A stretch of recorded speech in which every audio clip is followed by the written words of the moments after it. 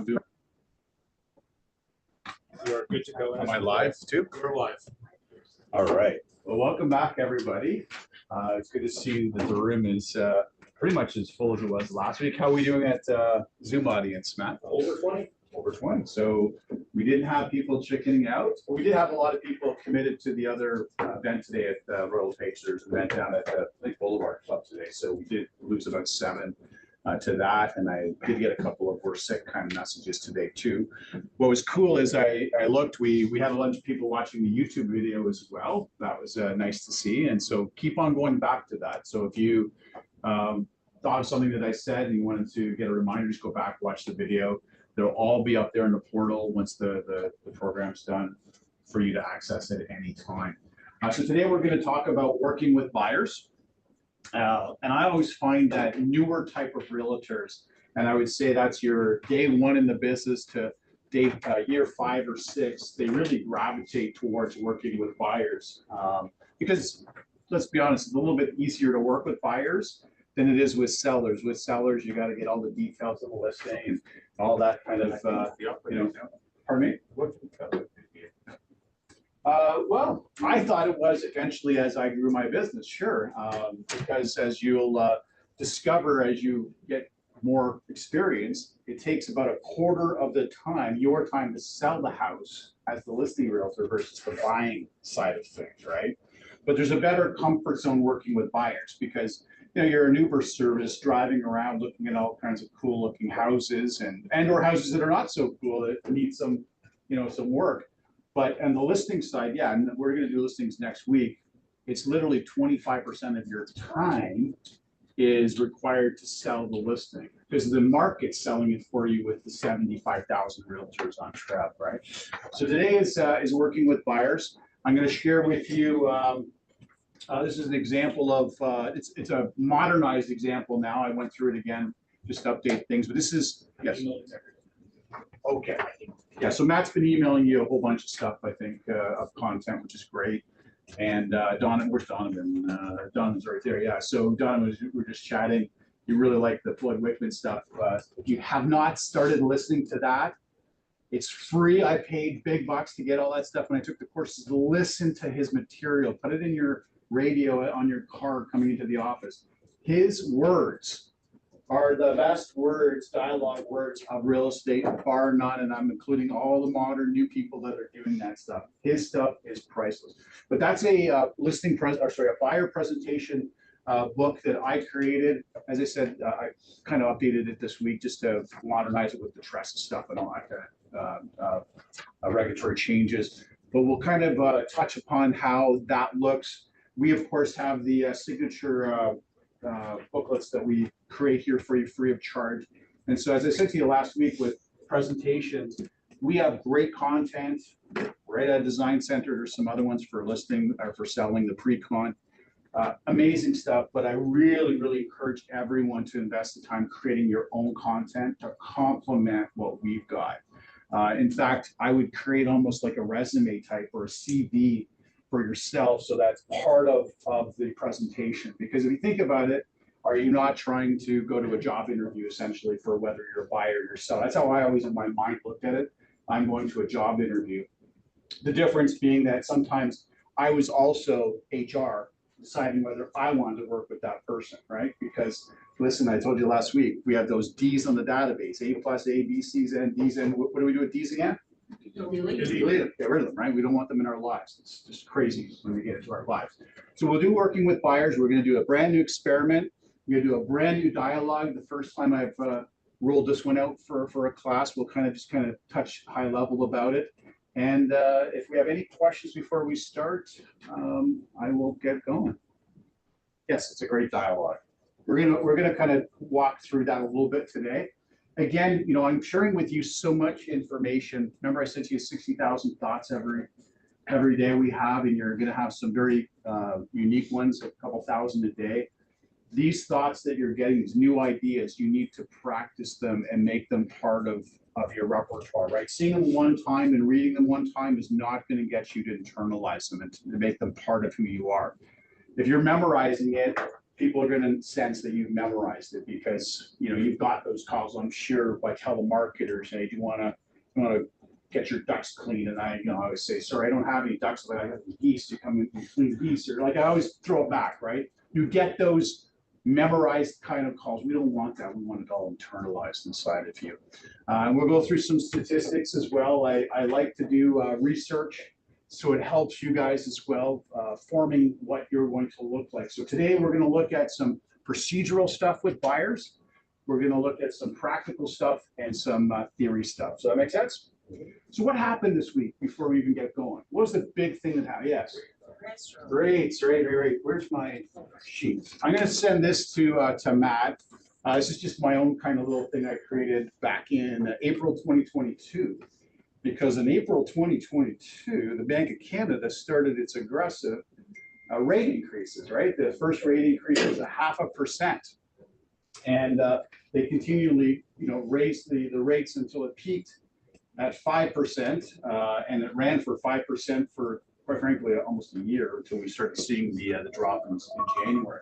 So this was a very nice welcome early Christmas present or holiday gift present or birthday present, whatever you want to look at it, for a lot of homeowners that especially have variable rate mortgages. So I'm going to share with you what I've been telling some of our realtors when they come in and chat with me about what's the impact, because to me, I think you need to communicate this to your audience.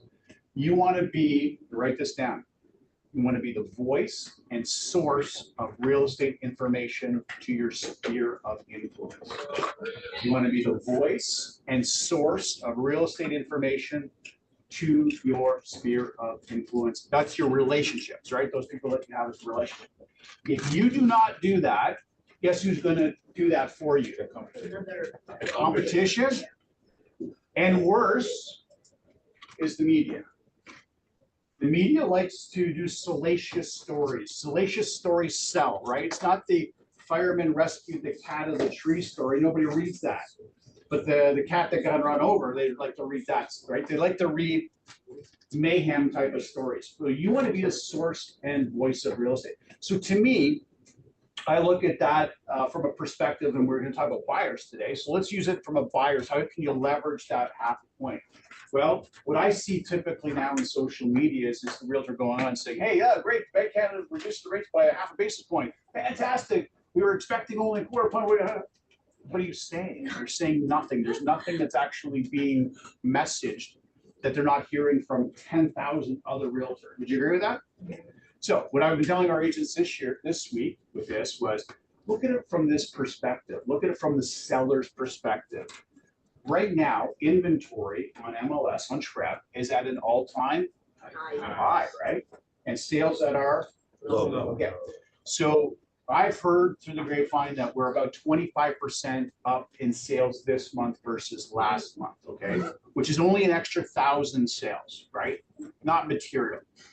So we're going to probably finish the year at a little bit better than we did last year in the last 3 months.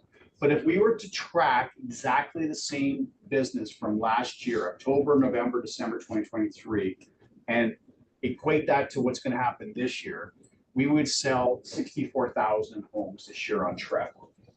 Last year was 65,800, okay? As I said, we're up 25%. That 25% is an extra 1,000. So we're going to possibly come in at 65,000 unless there's a nice bump because of this in November and December. I doubt it, that there's going to be a substantial, fundamental change. There might be a little bit of a surge, but nothing material would be my opinion. So what's that doing? Yeah. So it's not going to catch up because of because of what happened earlier this year. Because of the market. We might be able to beat the 65,800 based upon we're up a little bit to 25%, which is only 1,000 sales on the size of the city of Toronto. Right. However, we're still going to be coming in well below the 70,000. Like to me at this point, it'd be a miracle if we got to 65,000, 67,000, 68,000 sales. Okay. Before the year started, we all bet as broker, like Chris, Jeff, myself, Sam, Michael, Darren, we all had a bet. And Chris actually is going to win the bet. And his number, I think, was 78,000. I was 82. That's what I thought we were gonna get based upon what we were seeing last year. But this has just been a long drawn out process. We never envisioned the rates to be this high. I think Bank Canada has been slow in reacting. Yeah. When you get a question about refinancing, there's all that, the drops and it dropped half yesterday and there's a rumor there's another half coming Yeah. before the end of the year. Yeah.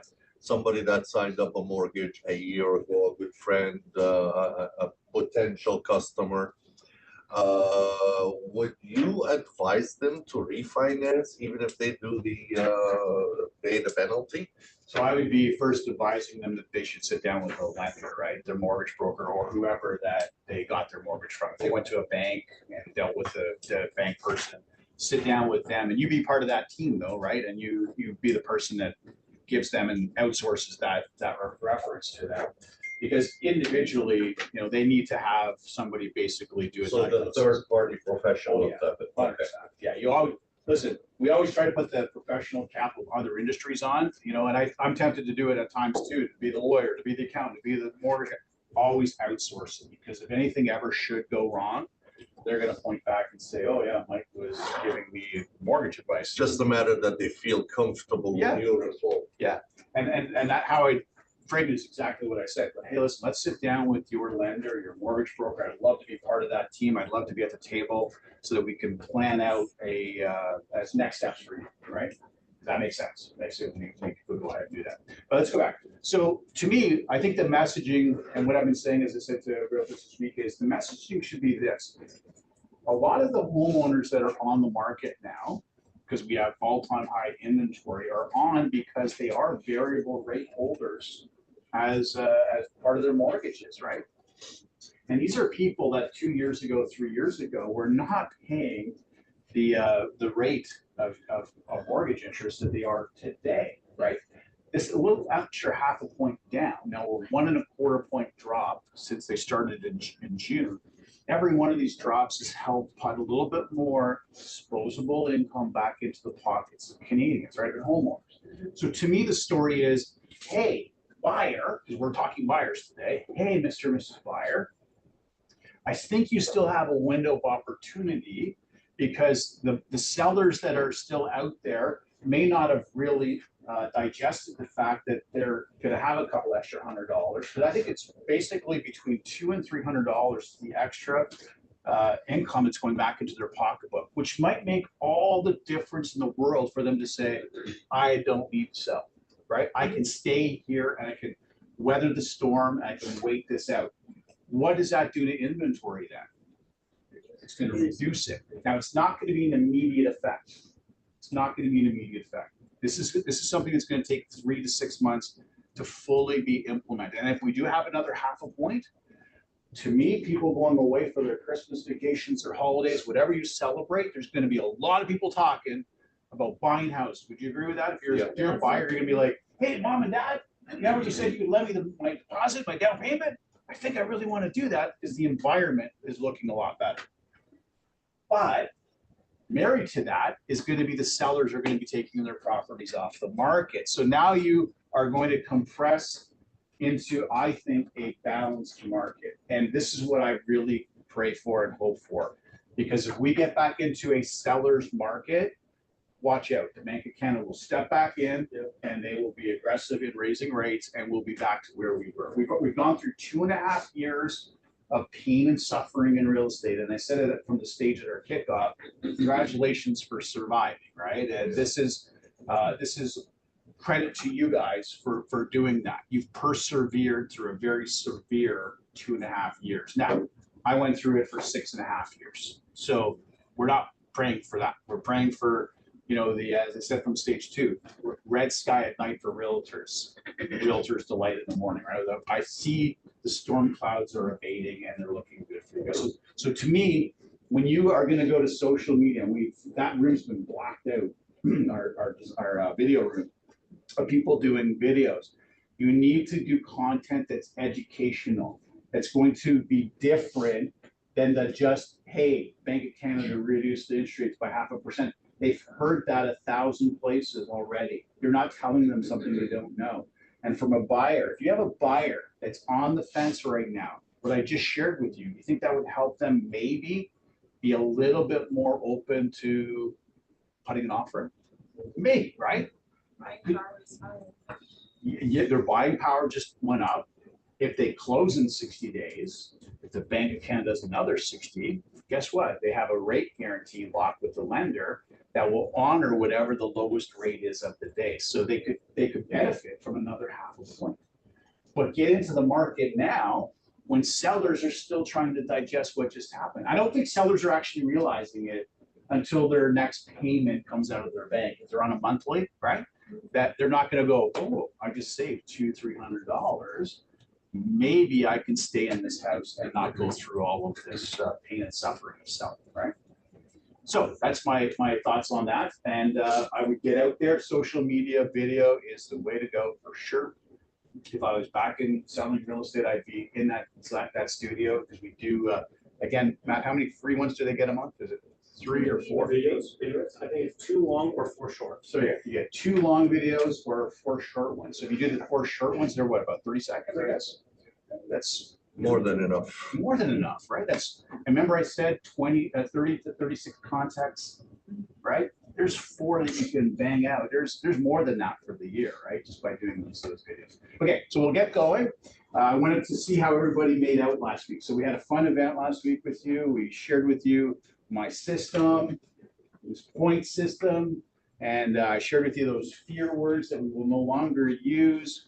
And there was a little bit of a homework assignment. Did anybody, first of all, do the little elevator speech for the fear words that wants to come up here and read it?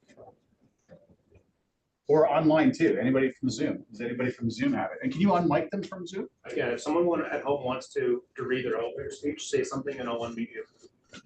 Yeah. Anybody in the room? Should I just pick somebody random? What's that? Oh, busy belly. So they were busy selling. Yeah, so there we go. At least they showed up this week too, Matt. Yes. I think they showed up because they knew there was more food coming though and more coffee. Like, let's be honest, right? Come on. Okay, so we didn't do that. That's fine. Next week, can I ask everybody to try and spend a little bit of time and just preparing a 30-second, 1 minute based upon those words. And that's when you're put on the spot in an elevator somewhere or at the lineup at Tim Hortons to strike up a conversation. I think you got to volunteer. Okay, Can we just unmute Ash here? perfect.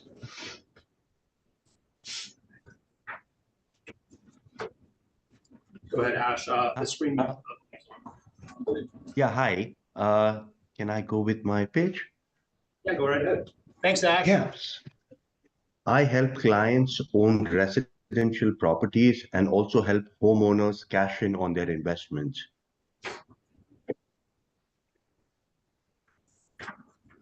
That's it. It's really short. We got a I couple. was in a fast elevator. Okay. A couple of words. That's good. Thank you for volunteering. We're going to try to include all of the words. I'm going to bring next week with me a couple of my favorites that I've heard over the years from people just like yourself in the audience at home to encourage you. Actually, maybe what I'll do is I'll see if I can get them and get Matt to send them out so you can see what a sample looks like. These are wonderful things for you to be able to just burn into your brain so that when you're caught off guard and line up, like I said, at Tim's or at Home Depot or something, you just get talking to somebody, or you're at a party over the holidays and people are talking, what do you do? What do you do? Then you can actually give them a nice presentation that's using those words that are not fear words. Okay. And so that's one. Number two, there's a point system. So who started working in our point system? You did. Okay. I left my book at home, but I can tell you what I did. Let's hear it. Let's hear it. I did 20 CMAs. 20 CMAs. Yeah. You hear that, everybody? 20 CMAs. Wow. Okay. 2 BRA. 2 BRAs. And you sold a home. Wow. Awesome. Awesome. Matt, can you write this stuff down? Yeah, sure. Yeah. Oh, I thought you were going Yeah, to. yeah, that's fine. I was, No I am excuses, just still, numbers. I am still limited, so No excuses, I, just numbers. I made 26 phone calls, got 4 replies. I created my own business card because I haven't done it here yet, and handed out 22 total. Did 2 social media posts, and I got 4 replies. Wow. Added a name to the premium list because one of the phone calls said they were selling very soon. Lead follow-up 1, warm calls 2. Yeah, so I still was short of the 250. Ended up with about 180 points. 180 points. But that's 180 more than it was 2 weeks ago, right? Yeah. Yeah. Anybody else have any? The main one for me, 75 points, was community events. I attended 3 community events, and they were amazing. Excellent. Cards and talk, and there's phone calls. Most of them came from those. Perfect, perfect. You've heard me say it, and I think the company says it all the time. This game called real estate that we're all playing right now is all about prospecting and lead generation, 100%. That system is all about prospecting and lead generation, right? If you don't use it, or you use something of your own, which is fine by me. I just shared with you with that program. That's how I sold real estate, right? That's what kept me on track, focused, so that I could do my kind of charting to say, this week I'm off, this week I'm up, this week I'm down, whatever the case was. But it got me aggressively going in lead generation. Yeah. Just a little note, what I found about this system is it always opens up new doors for you. Yes. If you're working on having cards, handing out cards and making phone calls, nothing's happening. The next day you look, oh, there's this potential for this, so there's always something else you can do. 100%. And by the way, don't treat that list as being the end be all. If you have something that's not there, add it on. And be fair about what you think a point system for that would be, right? I mean, these are the ones that I was using. Some of them, I don't even think I would, if I'm doing like billboard stuff wouldn't be the case anymore. But I mean, if people want to do that, go for it. But like I said, if there's something not there and you want to do it, add it on. But the game is you've got to be doing something every week. You got to generate leads. Yeah. I just want to add as well, like I took this course last year with Sam. Okay. And we had points as well, and I started doing that. And you have to be involved every single day for points for yourself. So since last year, I was doing, and before I was door knocking, but it wasn't as organized because I'm also a newer agent for 3 years. And then I put it like in each room, these points charts, so I don't forget, like Nice. you have to follow this, you have to follow this. Nice. And yesterday I sold, I closed 3 deals, Wow. buy, sell, and Wow. sell. It's hard work, but these points and like each house, what I do, and even between, I have like what Tom Ferry said, like you have to dedicate yourself 3 things a day, which you have to do, and I put it in a washroom mirror. So I was like, that's what you do, 3 points, no more. Like if you want to add, you have time, but focus on this. And even you're busy with stuff, I go and I like have 50 like door knocking Door hangers, like the door hangers. But I talk to people because I want they get their contact so I can do one. Like we had a separate video about that, so I purchased and I started doing it. Nice. So this is very helpful. Yes, yes. And I noticed right away, you're wearing the Royal LePage pin, by the way. Yes. And where's the pin that I gave away? Yeah, right there, he's got a pin there, and Tim's at the other event, so Tim got his pins. This is a easy identifier. I didn't put mine on today because I gave mine to you, right? I think, didn't I? Or no, I gave mine to Matt to give away to Tim. So I got to get another one for myself. These are easy identifiers for you to strike up a conversation because you don't want to be a secret agent, right? That's what too many realtors are. We're real estate agents, but we're secret real estate agents. Like, oh, I don't want people to know. Be proud, be loud about what you are. Matt's got a question. Sid at home said he did some custom Halloween advertising, and he's got a bunch of greeting cards going out for Fantastic. housing stuff with his info on it, so. Yeah. And on the weekend, I saw a couple of our realtors were handing out pumpkins. One of our realtors got a big, like a U-Haul truck and gave out, I think, 1,000 pumpkins or something. Like, yeah, nuts, right? I mean, but these are the things that are going to, it was Marnie Peterson, right? So I saw it on her social channels on the weekend. So she was doing a food drive as well. So it was a pumpkin delivery and collecting food for the Mississauga Food Bank. So it was a win-win for everybody, and especially her, where her name is getting out there. So she's giving back to her community, doing the community event type of thing. Listen, all it is you getting out of your house or getting out of that comfort zone that you find yourself into, putting yourself into a little bit of a risque area and going and talking and meeting with people, having a system to be able to track what you did, because we forget all of the activities and work we've done yesterday even, or certainly last week or a month ago. Remember I told you whenever people come in and ask me, hey, Mike, I'm struggling, what have you? And the first question I'll ask, well, what did you do yesterday to build your business? What did you do last week and the month before? Well, we do forget. And sometimes some of us don't do anything anyways, right? I mean, that's not the group we have here by sound. This is a very awesome group. But if you're not out there lead generating on a daily basis, then your business will suffer, because the activities today will bear fruit 3, 4, 5, 6 months from now.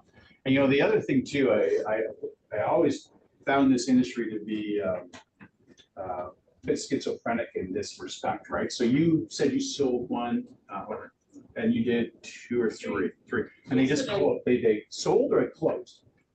We, from everything, sorry. Oh, sorry, I caught you in a. Yes. People at home, we have bagels and pastries, so come on in, that's what. Yeah, so, yeah, yesterday it was, both transaction, 3 transactions were very difficult. We lost one because buyer and seller sold their house, we purchased another house, they weren't ready enough, they lost that house and we had 1 week to close. Yes. Because their buyer on their house didn't want to give extension for the conditions. Right. And my client didn't want to sell just to sell. And in 1 week I went all their area, door knocking, flyers, call me back from Tom Ferry list, and I have a buyer, that's what they're looking, if you know anyone, people start sending me, you see this house, you see this house, well, that person is selling, they're planning to sell just both. Yes. So we ended up buying completely different house, but the work that I did, like I know right now I have more potential. Yep. And You got a pipeline, you're building a Yeah. pipeline of business, right? And we closed before now the deal, so now I'm just waiting until November 13th and 22nd. It'll close. So what happens though in our business, you're all excited, you're excited. I get excited when you get excited. When I sold real estate, I got excited. I always played my favorite songs when I, get a deal for a buyer or a seller for the seller. And then I gotta wait 60, 90, 100 days to get paid, right? So the actual monetary reward is so disconnected to what we do. So what you do today, firm offer, you actually don't get the reward to get on the podium to get paid for a long time. That'd be kind of like if we were in the Olympics and we just ran the fastest 100 meters and set the world record, we're getting the gold medal, but they don't give you the gold medal for 4 months, right? I've now gone home. I've, maybe I've, run a couple other races that I lost, but I forgot because it's 4 months later. That's what our business is like. That feeling though you have today, the only way you get to keep that feeling is how? That's why I'm here. Like, Keep every working. time, like I'm Keep trying working, to. right? Keep working. So today, it's gonna be somebody else that you're gonna be so excited for. And then next week, there's 2 more people that you're excited about. So that in 3 months, when you get paid that commission check, yeah, you're gonna be like, that's amazing. You're already pumped because you're continuing with the pipeline. Does that make sense? Yeah. And there's where we have these in this business. You've heard of those, right? It's the roller coaster, right? You don't want to be on a roller coaster for real estate, because mostly the roller coaster is down. You already done the hard work. So Right. when you're in a low point 3 months down the road and you think the world is gonna end, that nice paycheck is gonna come in and you're up again. Right now, most realtors are thinking about winding their business down. End of story. I've been around for 30 years. I can tell you, categorically, without a shadow of a doubt, most people are thinking, I'm gonna wind it down and post into and start it back up in January. Would you agree with me? Just those of you that have been around for a little while, like that's your observation. You guys are here building your business so that when it comes to January, you're in fifth gear when they're in neutral. So just keep the pedal to the metal.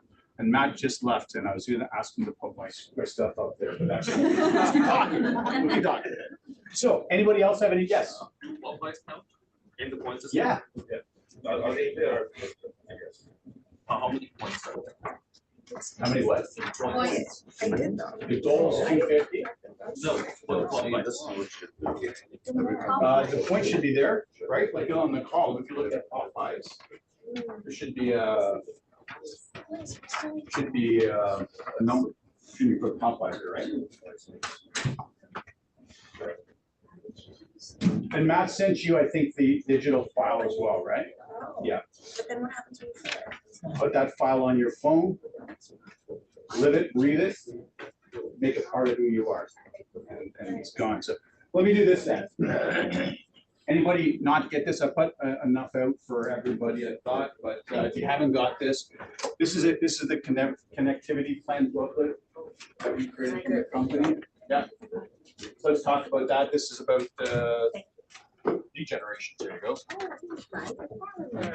It's like a calendar type of thing. Yeah, for lead generation. Oh, Popeyes. Like, I don't see Popeyes in that. Like business, right? Yeah. You get that work. I think there's. Add it on.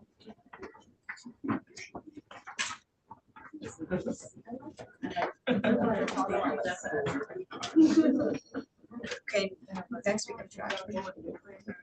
Yeah. Start. Once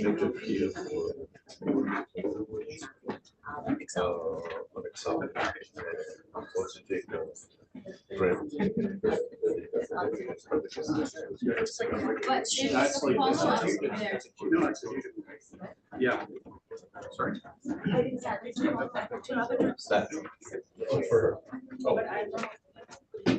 And Matt's gonna send out, for those of you at home, just so that you're not left out, we're gonna send you the PDF version of this. So it's a connectivity plan. It's kind of done like in a calendar, and it's a kind of, what can I do kind of situation with activities. Yeah, just remember, guys, that we had a very sensitive mic, and the people at home can hear everything you're saying. So when you're talking about how great I am, they get to hear that. Okay, Matt, can you put up the presentation? I'm just sending it this to everyone right now real quick. Perfect, thank you.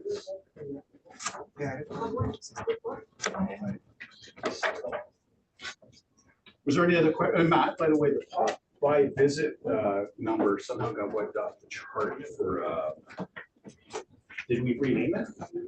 I just quickly looked at it, I don't see. I think we added it. Number 5, I think. So for next run through, we definitely gotta put that back in. Okay, I just emailed it to everyone. Okay, guys, can you please quiet down? Thank you. Okay, guys, let's put the presentation up. Unless there's any other questions, we'll get going.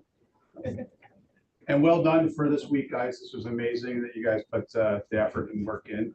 Now you just gotta build on that every day, every week, okay? All right, system to work with fire. So we're gonna look at a couple of survey studies. First one is from, wait a second, there it is there. 3 big influences on Canadian real estate right now. So if you go to your workbook, you're on page 25. On page 25. And when you see it's red, that's where you get to fill in, I believe, right, in the workbook? Yeah. So in Canada, this is for Canada, and this is from Stats Canada, I got this information. By the year 20, oh, I gotta put this on, right? Oh, I do this again? Double tap, 10. You're good, double tap, 10. There you go. Okay, there we go.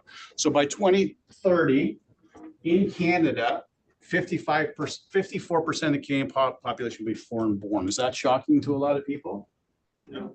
No, it's pretty amazing. The diversity of what we've created in this country is coming together. So this is an opportunity.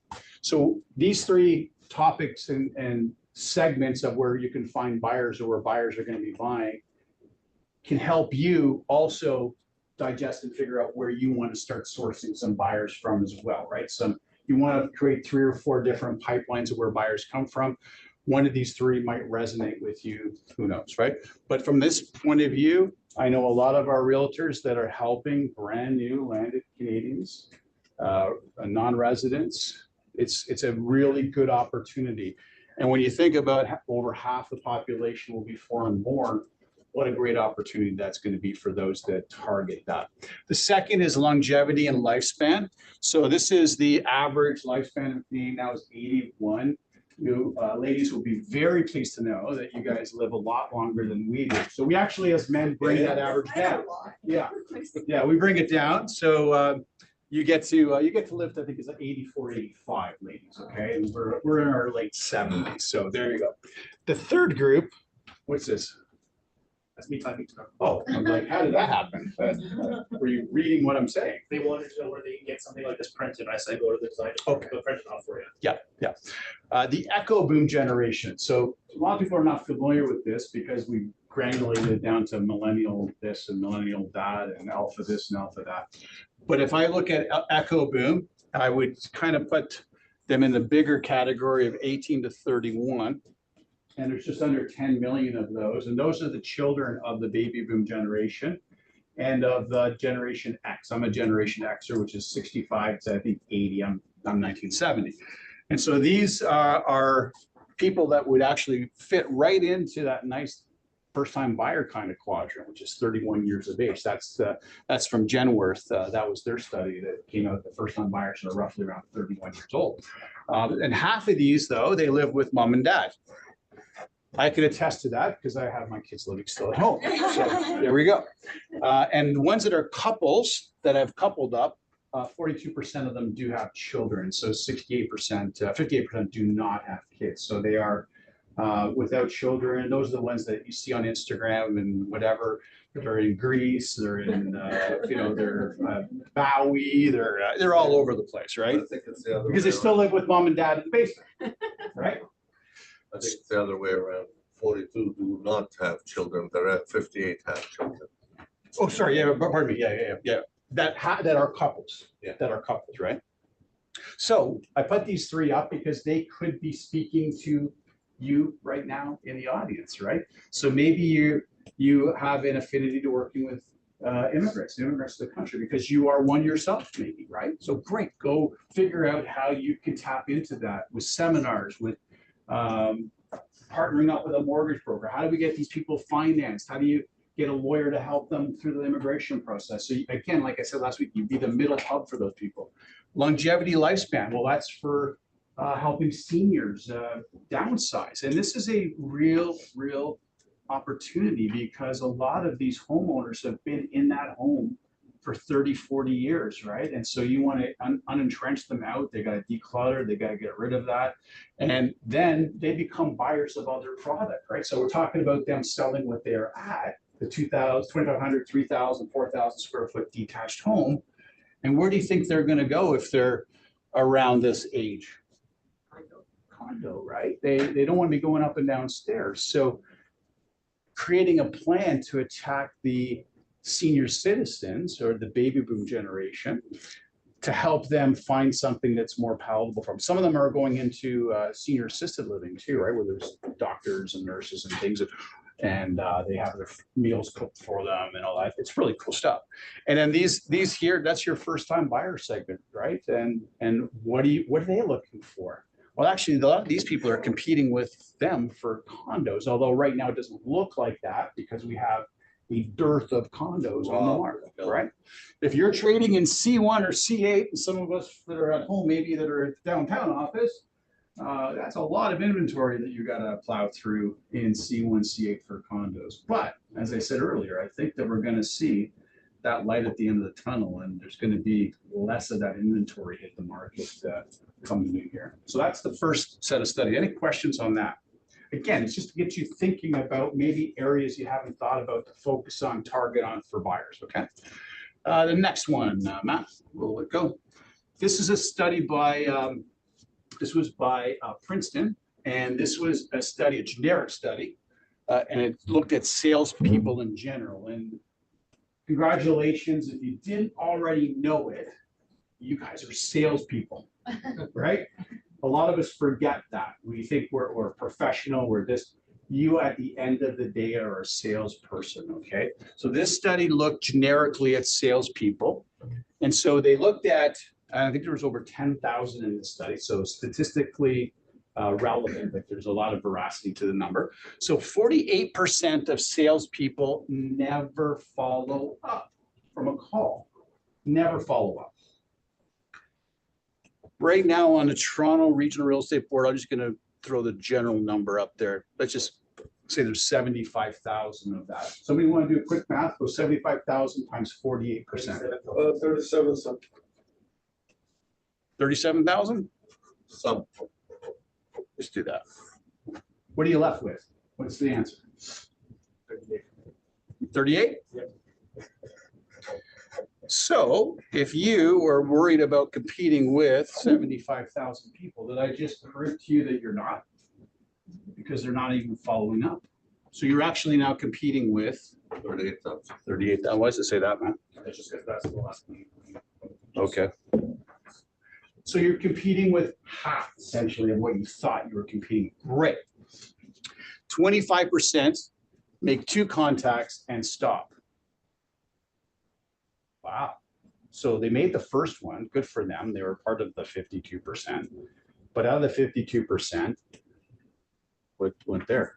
We just lost, we lost the internet. Okay. That's weird. Yourself. Yeah. So we lost the internet and so it cut over to the other screen. Looks like Technology, you just gotta love it. well, the Wi-Fi picked up right away, so we are Okay. still online. Okay. All right. So forget the math. You're following in your head, right? We're decreasing. Well,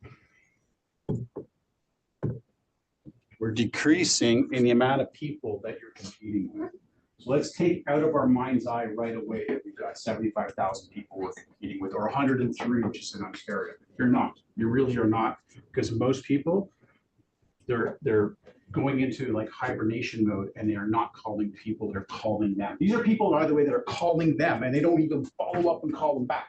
How crazy is that?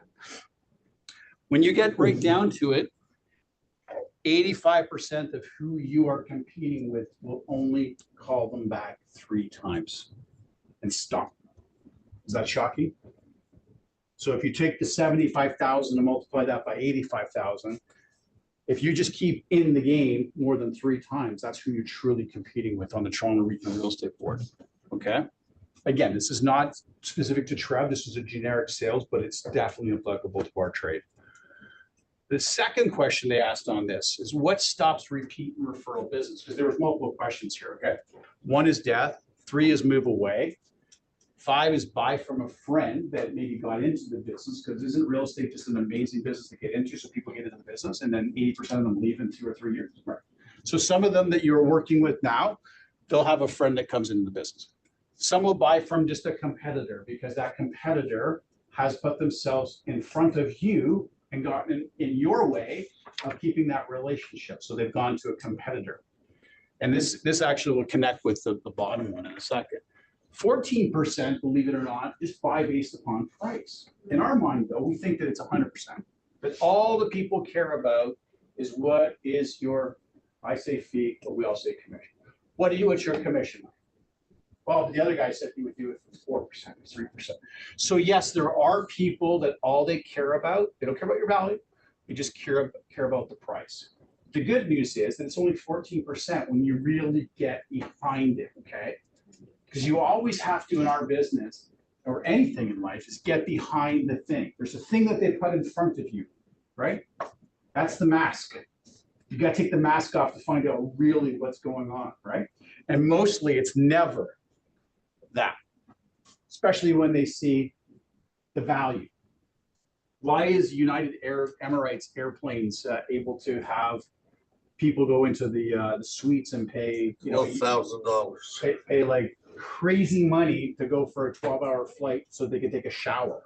right? $12,000 a year, better than a shower. I can go in business class and spend, a third of a quarter of that, but some people do. It's the same service. Why do some people buy a Ferrari versus a Corvette? Both luxury sports cars, but somebody pays 3 times because they see the perceived value. Yes. We accidentally skipped past one slide, go back one. Oh,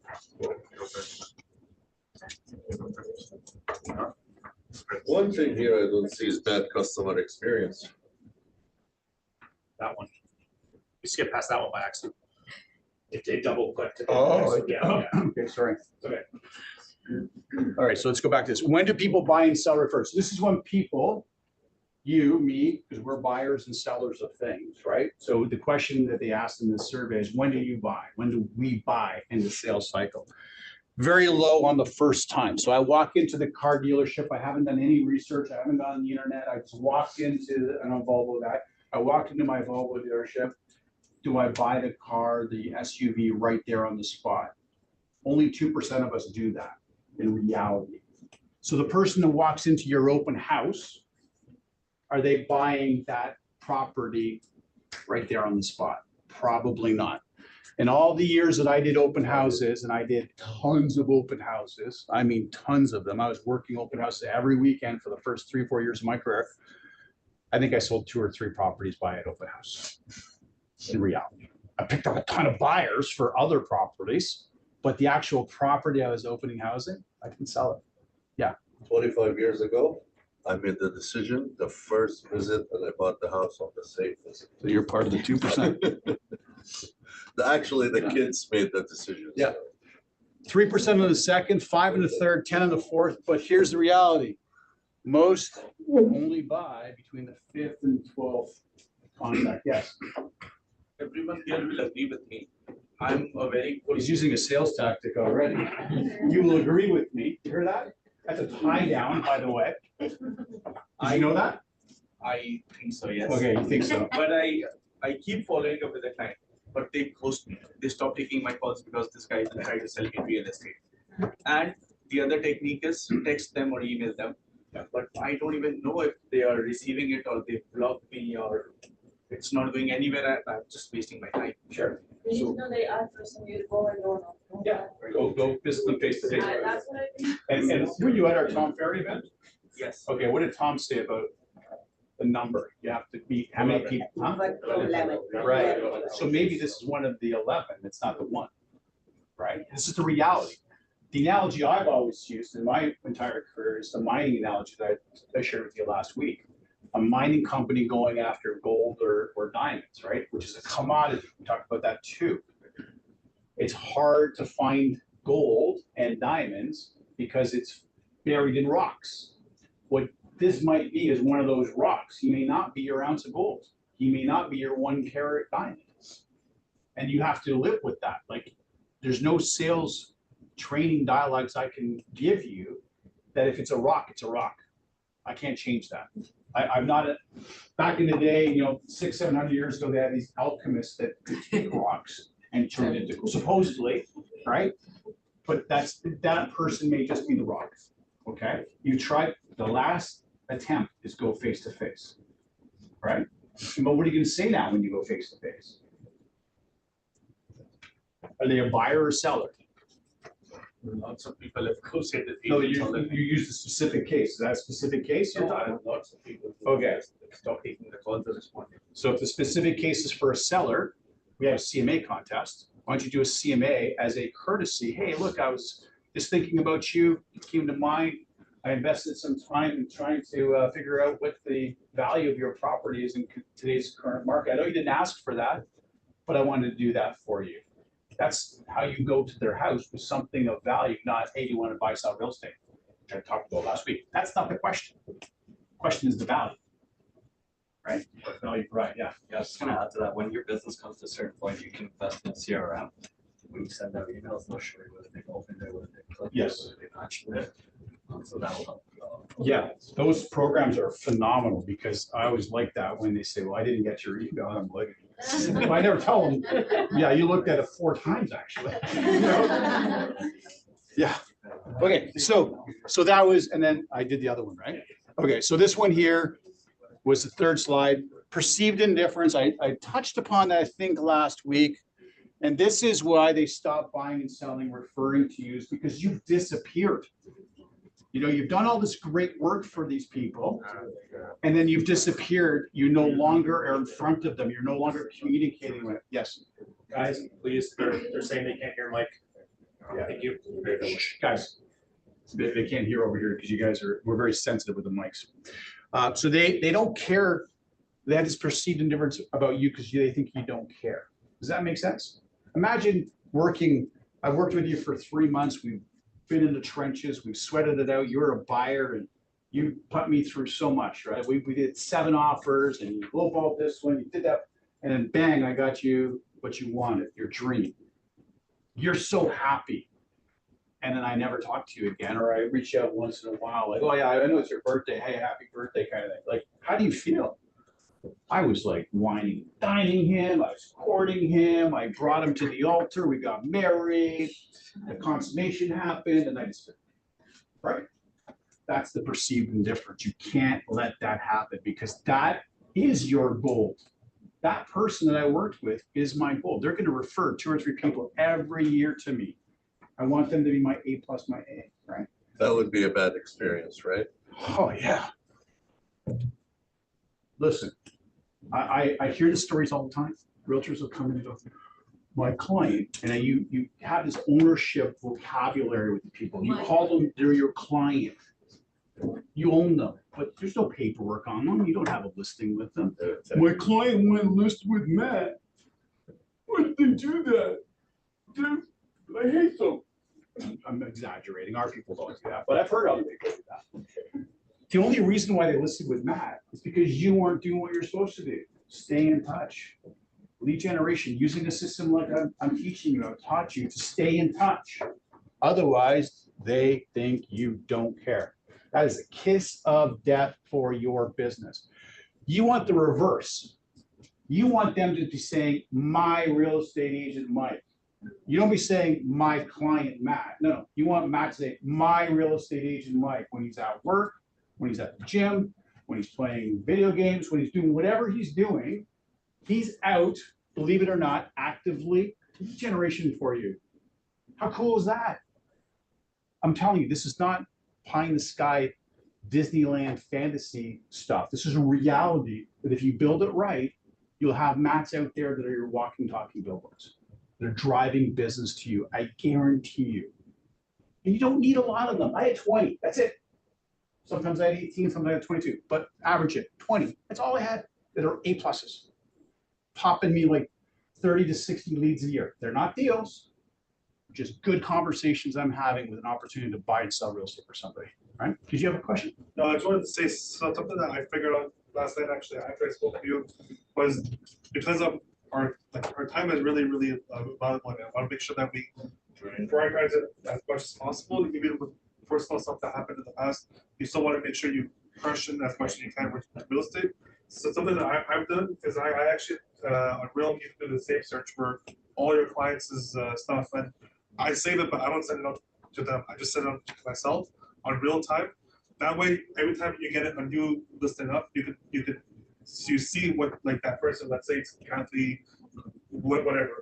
That Kathy's safe search will come up to you, and you could share that. At the end of the day, whatever comes up on that safe search, round it up and send it to them whenever makes sense for them, and then follow up a call the day after. So that way they got the email the day before, they have time to review it, and then the day after you guys can call them and say, listen, I sent you an email on this house, did you receive it? And then she'll say, oh, let me check my emails.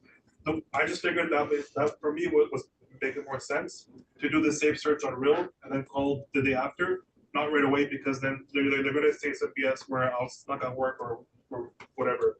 They have time to review it, and then you can. And that's how it worked for me. When you have a hot buyer, you're trying to stay in contact with them every day. You want to be, because if you're not, somebody else is, right? Yeah. Is there a time when you separate your A list from buyers to referrals? No. A list, potential buyers. Yeah. 2 of them bought already, so they're not gonna buy. Do I move them to referrals and stop bugging them about purchasing homes themselves? No, it's not about, it's so the conversation, the method that you're gonna do it, the frequency and what you're gonna do will change, right? But all the rest is the same. So they stay in this, to me, they stay in my same category. If you want to further segment that, go ahead. If that makes your life easier or makes more sense to you, absolutely go and do that. I kept them all housed though, based upon the loyalty to me. Just so you don't forget that, 3 months ago, I sold him the house. Oh, and trust now me, I I'm never talking forget. to him about selling it. I never forget. I could today drive you through streets of homes that I did not even sold, but I've been in as showing it to a buyer. I can do that today, 30 years later. Oh, I've been in that house. I wonder what they did, if they've done anything to renovate it. You'll get good at that. You know, as newer agents, we're not newer agents here. You're over that hurdle. But I remember the first month or two, I would go into the house and then I'd be like, what the heck am I even looking at here? Like, yeah, there's a kitchen and the sink here. Like, I don't even know what I'm looking at. And back then we'd actually go out in these caravans with our office mates, right? We'd go out and look at the new listings. This does not happen. And such a shame, because this was a way I learned values of properties 30 years ago, was to go in and listen to what experienced agents were commenting on the property. And like I said, I'd be there going, I don't care if it's got like pot lighting. I don't care if it's got like ceramic tile here or granite. Like had no idea, right? This is the experience that you're going to get by seeing those houses, and you'll never forget the houses that you've been in. Yes. My first year, it was like that's now, but everybody renovated things in the house. So what I did, I had a builder who was building houses close by. I went and asked, like, I'm gonna pay you $1,000 a month, but I wanna like come and see what you're building, what you're doing, and Right. what has to be done. Yes. Because I wanna know what to tell to people. Yes. And then with home inspection, I find the person's like, can I come with for home inspection? I will pay you. Yes. I don't wanna learn. Yes. And I learn, and then when you learn what has to be done, you eventually go, oh, you can change this, you can change this, you can figure out this. Well, you knock, from grab people. You can open, you can close. Yep. And with the construction people as well, like pricing. I went when they were like with rentals, paid the money, learn pricing with them, how much everything costs. That's right. You have to make it Yeah. easier, and then when you work with buyer, you just like, that's how you can change it. 100%. Yeah. So just in case nobody heard at home, getting to know what the renovation costs are, the pricing for different things. Like if you want to have a bathroom renovation, you're going to have different styles of that, like entry level to, Taj Mahal stuff. Knowing the generics and basics of what that looks like, it's very helpful to be able to guide your people with that information. So I'm going to actually share my workbook as we go through this, my buyer presentation guide that I actually would give to people on top of all the other collateral I would give out. And part of it was talking about building inspectors and all this kind of stuff. But so any questions on that one? If not, we'll go. So this is the other survey. This one is done by NAR. This was actually surveying past clients of realtors, and they went and surveyed 15,000 realtors only 2 years after they bought a house. So this is NAR, National Association of Realtors. That's the American version of Korea. And in that survey, 94% of the respondents said they were very satisfied with their realtor service. So it's 2 years later, but they can remember back and go, yeah, I was really happy with what Matt did for me. I was fantastic. But 36% of them actually couldn't remember Matt's name. Holy cow. That's shocking, right? But that's true. Yet 88% of the 100% would actually recommend their realtor, Matt, if they could remember his name. Again, it goes back to the whole thing of perceived indifference. You've walked away from the relationship that you built. You've walked away from 2 or 3 referrals and leads every year from that person because you did not stay in touch with them. Crazy, right? And it's not difficult. It's not hard. And if you're sitting in the room right now, because I've been this person myself when I sold real estate, and you're going, yeah, Mike's right. I know he's right.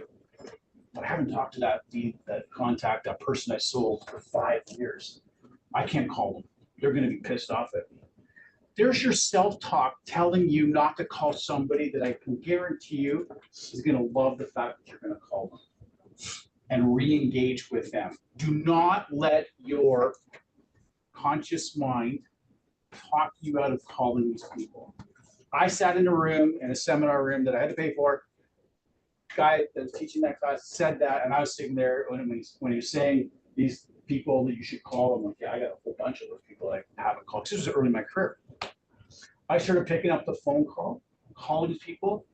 It was like their long lost relative had called. It was amazing. Yet I had built up in my own brain and mind that they were going to be mad with me and angry. And you know what? Maybe one will be, maybe two. Who cares? If you got 10 people to call or 20, you've reestablished 18 connections, or let's call it 100%, you've reestablished all 20. How cool is that? Like if you bought them a house, you put them in their dream home. Of course they want you to call back. 36% of them might not remember you, but that's okay. Get them to remember you, right?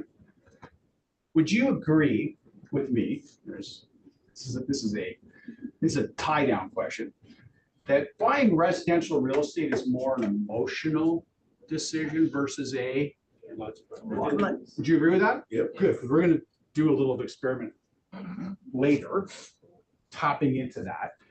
I wholeheartedly agree. Is there though an aspect of logical decision making that does happen in buying residential real estate? Just when you sign. Yeah, but the logical part will come in that, I want to buy a $5 million house, but I can only qualify for $1 million. So the logic part is that just does logically make sense, right? The emotion says I want 5 million, but the logic and reality says, no, I can only go $1 million, right? But the vast majority, you would agree, so it's great, we're all on the same page, that the buying decisions and motivations in residential real estate, I'm not talking commercial, so you commercial folks, that is mostly logical, okay? But for us, selling residential real estate, it's a feel, it's an emotion, right? Good, okay. Next one is systems. Not even gonna spend 2 seconds on this because we covered all of my 6 C's last week, right? Remember that? Spent a lot of time on that. Don't have to go through it, but I bring it back up in this class just to remind you that this is, if you regulate your whole business on these 6 C's using my system, my 52-week proactive system, you got this thing covered, okay? All right, you can go back and watch the video and fill in the blanks too if you want. All right, sources of lead generation. These are just the top level where you're gonna find them. Of course, I'm a big sphere of relationships kind of guy. I'm a very big proactive open houses. I use the word proactive for a reason. A proactive open house is not, if you're going to do it on Sunday from 1 to 4, is not you showing up at 12:30, dropping off 6 signs and going sitting in a property. That is not a proactive open house. What would be an example of a proactive open house that's better than that? Yeah. Door knocking before the. Door knocking before, right? Exactly. What else? Flyer. So I'm going to share with you an email I got from one of our realtors this week of what they did last week. Actually, no, I'm going to do that another time. Last weekend, they went and did proactive open housing, the 2 of them. They promoted it. They door knocked. They invited as VIPs the neighbors to the open house before the open house started. Has anybody ever tried that, by the way? Does it work? Tom Ferry, yes. Is it Tom Ferry? Yeah. It's actually Floyd Wickman. Yeah. Tom Ferry wasn't even born yet. Nor was I. Okay? That's where I learned it from. You have a VIP open house for the neighbors. Because when you're doing 1 to 4 open house, you don't want the nosy neighbors interfering with potential prospects for you. So you invite them before the open house. If you haven't thought of that, implement that into your business. It's a great solution. These are yes. I have a question though for everyone. For whosoever has tried it, has it ever worked? Like, have you got a listing out from it? Because I've done it at least 10 times. Yeah. I've had great events, so I've had coffee and plenty to eat and stuff. So the neighbors do come. Yeah, they enjoy the process. They appreciate what you do. Yeah. It hasn't ever converted into a listing. I don't know why. Has it I have converted into an appointment to go and do a CMA? No. No. But I do collect the information. I do a follow. So does everybody else. So everybody's collecting the information, Sure. but you're not actually talking and using the right dialogues to get into their house, right? That's where I think most people are missing, and it's all about the conversation you're gonna have with them. If you're gonna be the, you wanna buy, sell real estate, your house kind of guy or girl, they're not gonna let you in. You gotta take down their force field. Anybody ever watch like Star Trek? This ship has like a force field around it or something, they've got a shield around it, right? Would you agree that everybody has shields around themselves? Because you are a salesperson and they don't want to let you in. Because all you're gonna do is sell me something. You gotta take that shield down. So when you've invited them over for a VIP and they come, I think part of that shield's already come down. The fact that they've actually come there. Now you gotta figure out your dialogues To get into to there. get into their house, right? I follow up with this next week. I go and on the same street and I know their addresses. So I walk and I'm like, oh, people here. And then I'm looking, oh, I'm doing, CRM for this person. Like, how are you doing? Just to talk. And they said, oh, how long have you been here? And they said, oh, we've been for so long. Oh, so you OG here? Yeah. So who else is selling? Like, who else is new? And then like, oh, have you done any rentals in your house? And I said, yes. Can I see it? I was like, yeah, come. Can you hold it? She should be teaching this class. No, listen, honestly, wouldn't you want to invite her into your house now? The way she's dialoguing like that? Like, that's a script for sure, Yeah. but you've internalized it. And you've made me kind of inside, I think I can trust you, right? Because the three things you need to master, you gotta get to them to know you, so that you've already accomplished that because you've got a sign in the area, you're doing some marketing for it. So they're knowing you, like you, that kind of conversation is helping me like you. And then the hardest one is to trust you. That's the most difficult thing to accomplish. Know you, like you, trust you. I actually took the like and made it love. Know you, love you, trust you. I always talk those three things to people. That's where your A+ is. They know you, love you, and trust you, and will be your walking, talking book. I would go and say, yeah, come on and share with me whatever you got to share with me. Just on how she did that, wouldn't you? Sometimes All people say communication. no, but that's like, I would do the same. I was like, I would never let stranger Yeah. go to my house. And Yeah. I would laugh like, oh, you bad. Exactly, right? She has to, it's, okay, if we're gonna be boxing, I use sports analogy to say I'm an athlete. At least I was before, when I was young. So boxers throw punches. I was a martial artist, actually, so I was taekwondo and hockey. Okay, I was taekwondo. Young part taekwondo, I was black belt. When somebody punches me or is gonna kick me, I can either just not defend that and let them smash me in the face and game over, right? Or I can try to block it, right? And then maybe I counter punch, which is, if we're gonna use the analogy of dialogues here, conversations. They've told me something, and we're gonna talk this dialogue, blah, blah, blah. I want to think it over. Has anybody ever heard that? Yep. Oh, right. So that's a punch you should expect from everybody. Would you agree? Okay, so you have to be able to block that punch. There's gonna be a couple others as this course evolves that I'll teach you that they're always gonna be throwing as punches and kicks. Every time they punch or kick, you gotta block and come back with something better. Block, punch, kick, come back, right? To the point where you've exhausted them. Most people get exhausted after 2 of them. You only need to know 2, maybe 3. That's it. Most of you don't even know 1. That's a sad reality, and that's fine. You're gonna learn a whole bunch of them with me. Do you have a question? Oh, I thought you just wanted to. But what you did there, I thought was fantastic. And that might be helpful for anybody that's thinking, how do I get myself in that front door? Well, I'm not gonna use the same tactics that everybody else is using on the street because they're ready for it. They already know that's a telegraph punch that every realtor is gonna be asking me that question, right? I always turn around, and this is about buyers, I think it's later in the course, but I'll do it now. One of the questions you always ask a prospect is, are you working with a realtor? Okay. I used to ask that question differently. It's a question we need to ask because of the regulatory requirement, right? Because they could be under contract. You do not want to be stepping on the toes of a contract. What happens legally if we do, by the way? Then we know what the legal term of stepping on somebody's contract is. It's called inducing a breach of a contract. It's a legal matter. Okay, it's not good. You don't want to be in court for that. So, are you working with another realtor? They expect that. Would you agree? Like every realtor's asking that question. So I asked it differently. I would say, so if this was your dream house, who's the realtor you would submit an offer with? And you're looking at me with a blank stare and that's what you're gonna get because they're not expecting that question. That's me smashing them in the face with a shot that they're not expecting. They're expecting me, are you working with another realtor? What do they say to that? Yes. No. If they are not interested in you, what do they say? Yes. If they just want to use you, does anybody ever use you think, in real estate? What's their answer? No. You're getting a yes, no. But now with the way I asked the question, you're taking the mask off and getting a better answer. If you were to find a dream home, if I was to find a dream home for you, who's the realtor you put the offer in with? They will say the name if they have, but if they don't, they will be fired. They're gonna be stunned first, I guarantee you, because they're not expecting that question. That's the knockout blow, right? You don't come out of the gate with that usually, though. You warm up a couple other questions and hit them with that.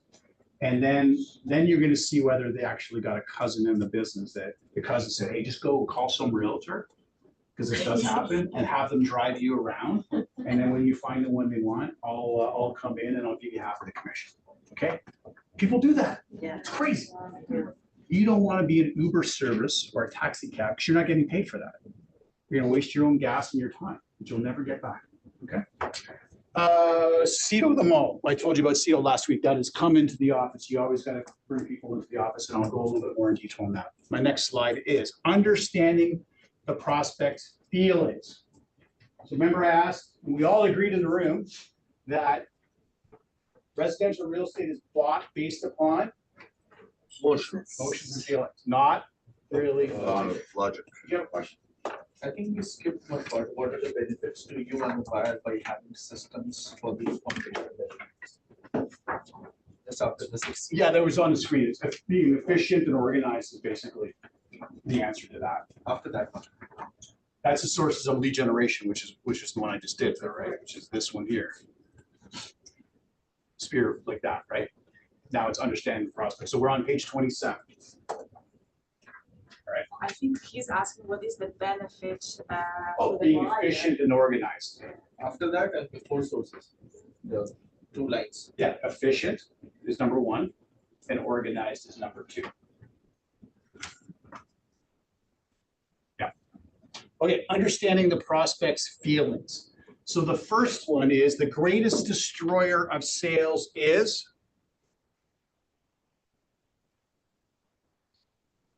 Lack of knowledge? Not following up. Fear. Yes. We're talking feelings, members. Put your brain in your feeling mode right now, not your logic side, okay? Your next one, your prospect is initially afraid of? I think I might have heard that. What?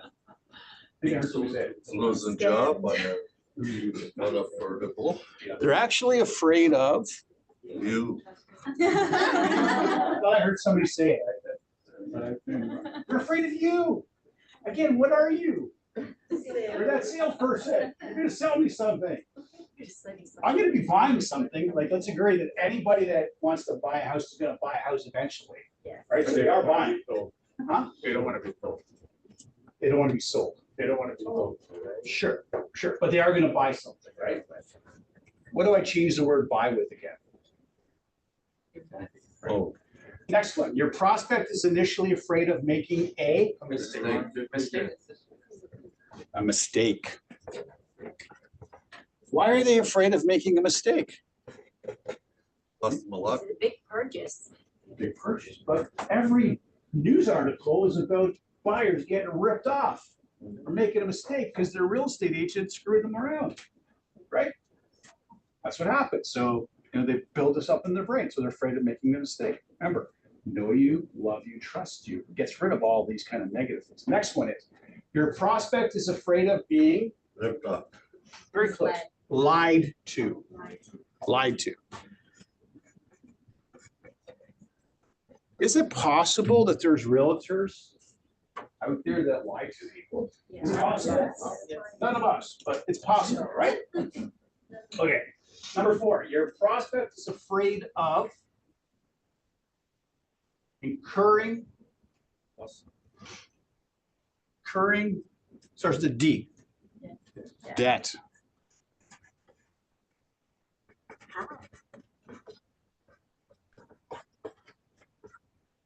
When it's an investment, it's not purchasing something. When you're investing in something, you're a lot less feeling like you're incurring debt. It's an investment, right? So it's again changing the word. Number 5, your prospect is afraid of losing. No. No. Their source of income. No. This would be, this is like a slang term, losing face, right? Or, yeah, being embarrassed or their reputation. The prospect is afraid of a lot of things. They are afraid of a lot of things. And because this is the largest investment most of us make, those fears are much more magnified. Like you're not going to have the degree of these fears when you go to buy a car. You're going to have them, believe it, but they're not going to be the degree of this. When you go to buy a vacation, you know, yes, you're spending money, you're maybe incurring debt, but you're not going to have the fears to the degree that you're going to have them here. Anytime you buy something, these feelings will come out. Your prospect is afraid of the unknown. Unknown. They don't know what they don't know. This is why you educating them is paramount to you being in control of the situation. If you do not educate them from the inception point of the relationship, there's going to be a lot of unknowns that are floating in their brain. For me, I always had a meeting with them. It was the CITO come into the office, which we'll go over in my workbook, kind of give them, coalesces it so that the first house we've gone to visit, they're already experts in what they're doing with me, okay? I don't want them finding things out along the journey. I want them to know before the journey begins. Does that make sense? Because now there's no fear of the unknown. Number 7, your prospect fear is based upon bad, yes, past experiences. Now, these experiences don't even have to be their own. Believe it or not. A lot of buyers today, the millennial group, the Echo Boom group, have mom and dad, right? And so mom and dad may have had a bad past experience with a realtor. So that's going to filter down to their kids. Or if they've had their own bad past experience, they want to basically imprint that on who you are. Again, do the right steps, you educate them, take it professionally. These things are going to melt away. Number 8, your prospect's fear is based upon, it's a little harder one, stereotypes or prejudices. So stereotypes. What's a stereotype of a realtor? Pushy. Pushy. What was that? I heard like slimy, like, you know. Slimy. Yeah. This is true. That's a car salesman. This is true though. Like, no, there's people that have these prejudices or stereotypes on realtors. Why? Because there are some like that, sadly. They exist. Just don't put yourself in that bucket with them. Get out of that bucket and make a new one for yourself. Number 9, your prospect's fear is based upon, this is where mom and dad comes into play. Third party, party information. So this is mom and dad. This is the real estate expert at the workplace that your client's working at, because they know everything. They're getting involved in the middle of your transaction. Like, what the heck are you buying this property for? You know, I bought mine for $600,000 15 years ago. What are you paying $1 million for? Like, you're crazy. So third-party people like to get themselves in the middle of stuff. Number 10, your prospect's fears increased by fear words. And if you go back to our, we got the question. I know, you told me I'd forget to update that and I forgot to update. So that is on Page 19, I looked it up. It's page 19. Right 19 there, Right. just next to it. So if you are to use on page 19, the fear words, you're going to elevate in your mind's eye of your client, your prospect, their fears. You're just going to escalate them. Does that make sense? Okay, good. Any questions on that? All right, so I've got your brain in a emotional feeling state, okay? I'm gonna just say simple brain science, nothing complicated. I'm not going into astronaut level neuroscience for the brain, but I do know a little bit about that. Some of you know about my daughter's story, going through her journey with her brain and all that stuff, right? So I do know a lot about neuroscience. All I'm gonna say is we're gonna look at a framework of just two things: the emotional feeling brain, the logical thinking brain. And right now, we're thinking emotional, okay? We're gonna do the experiment. So the experiment, first time ever, never done this, so it might backfire, you never know, is we're going to break you up into two groups. The home audience, the in-office audience here is group one. And at Zoom, and how many do we have on Zoom? 21. 21. At Zoom, they're gonna be audience number two. The Martians, the Earths. Right. So the experiment and scaling is gonna be on a scale of 1 to 10. Everybody know what's that? It's like a Likert scale, right? On a scale of 1 to 10. 10 being awesome, okay? And 1 being it's okay. Doesn't matter, it's okay. Okay, so that's your range. Awesome, doesn't really matter. Not getting me out of bed for that, okay? Got it? Yeah. There's gonna be two questions. So Matt's gonna shut the camera off and my mic, I think, or you're gonna turn the camera. Gonna mute me and put the camera over there. I don't want those people that can read lips, okay? All right, so I'm gonna ask the question here in the audience, and you're gonna shout out your numbers on a scale of 1 to 10, and Matt's gonna kind of keep track of them, right? Maybe you know? Yeah, so we'll be right back with you at home in like less than 5 minutes, I promise.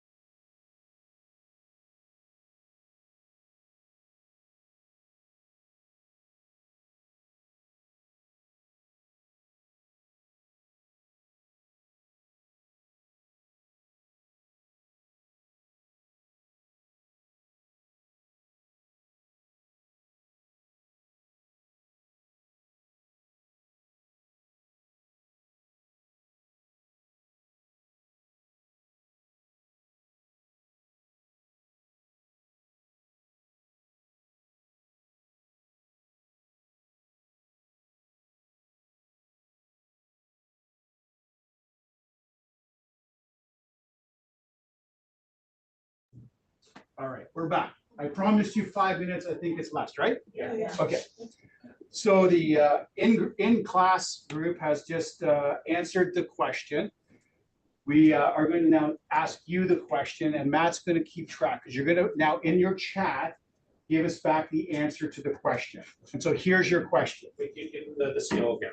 Right. As a reminder, it's a scale of 1 to 10. 10 being awesome. So if the answer for you is it's awesome, you give yourself a 10.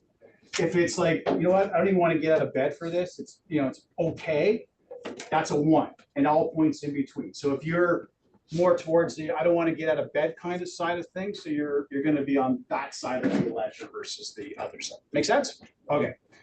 All right, so the question is, what do you think about buying that dream home?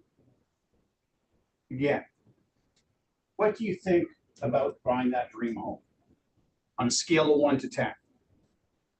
What do you think about buying that dream home?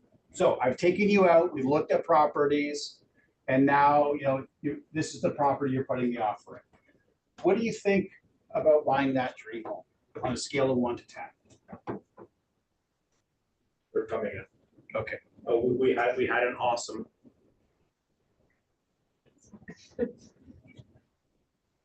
Not the only one. So let's say- Well, that's what. Okay, repeat it once more. What do you think about buying that dream home? Scale of 1 to 10. Perfect. How can you mark it below perfect? To us, it's not. Okay, we're gonna come all in.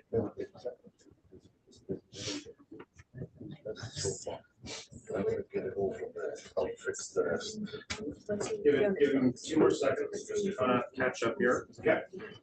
So if anyone else wants to submit an answer at all, please do so real quick. I'm tallying them all.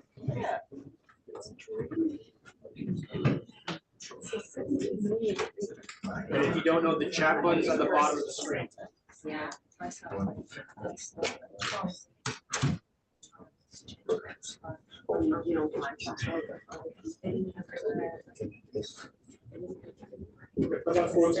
Okay, so what we did here was ask 2 different questions to each audience. The first one, the in-class got the feeling style question. And so just so those at home hear what I asked them, it was different tonality. What do you feel about owning that dream home? So the 2 word changes were feel and owning versus at home, I asked you think and buying. And I didn't really emotionally kind of sell that to you. So just my observation, but we'll do the real math on this. There's definitely a difference. It's not as big as I would have thought based upon seeing some of the numbers coming from at home. But in here, I would say our average is close to 9. Right, 50%, 10, 40%, 9, and then 8s and 1 7. Yeah, we had the one guy. And then at home, Always one, like I said, right? and then from home we had 50% 7. Yeah, 1 6, 2 8s, and a few 10s. Okay. Wow. So there is a difference. Yeah. So I didn't know what the answer was going to be. When I started seeing them come through initially, they were 10, 9, like, doesn't make sense to me. Anyways, I was reading a lot of my literature this week just to think of new things, and this kind of came out of that. So there is, just from this small sample size, I'm going to continue doing this, so don't discard that data for me. I think there is a difference for sure in the way you need to talk to your people as buyers, using feeling, dialogue, conversations versus logic, rational stuff, thinking, right? Because once you put them into the thinking side, they're going to think their way out of things. That's how I look at it. Yeah. Do you think there's a difference between the way customers approach based on gender? Like Yes. your customer, the wife would think some way Yeah. emotional, and the man would think financial, logical. Yeah. Is So there such a thing? So, there's all kinds of different personality kind of tests that exist out there. One that's used in real estate quite often is the DISC. I don't know if you heard of DISC, right? You can go and just Google it, DISC. And it quadrants people into 4 categories, okay? I just used 2, logical thinking, emotion, feeling, right? But there's all kinds of different metrics and matrices. And here's what I'll say to you. If you were to stereotype men and women into categories, I would agree with you, but that's a stereotype. And that's not the reality though, because there are women that in the DICS, D being a dominant, direct kind of person, like a director, I've seen lots of women that fill that role, and then the husband is not. The husband's, a more of a, just get along kind of personality, right? So you got to be very careful. I used a technique called the chameleon effect whenever I dealt with people. A chameleon. Chameleon does what? It changes. So it changed with the people that I needed to change with, right? And it was all about the persuasion of having to persuade them ethically, though. There's a very fine line. I was chatting with you earlier. There's people, that that are very unethical in our business. We all already said that, right? Those people, they are using the tactics though of persuasion, and they perfected them, but for nefarious, evil, unethical purposes. You can perfect those same persuasive tactics for good, right? What's the Spider-Man thing there, Matt? You're always, with great something or other. Comes great power, comes great responsibility. The great power you're going to learn is the power of persuasion. That's Say it again. Great power comes great responsibility. With great power of. Great I'm power. asking you to add that. With great power of comes. Great responsibility. Right. Those people that we always go, how is that person successful? How is that person, selling 50 houses a year? Now, not all of them, of course, are, right? Like, let's put out there, not everyone's unethical, but the ones that are, the ones that we know the names here in this room, I'm sure you can identify a few in your mind's eye.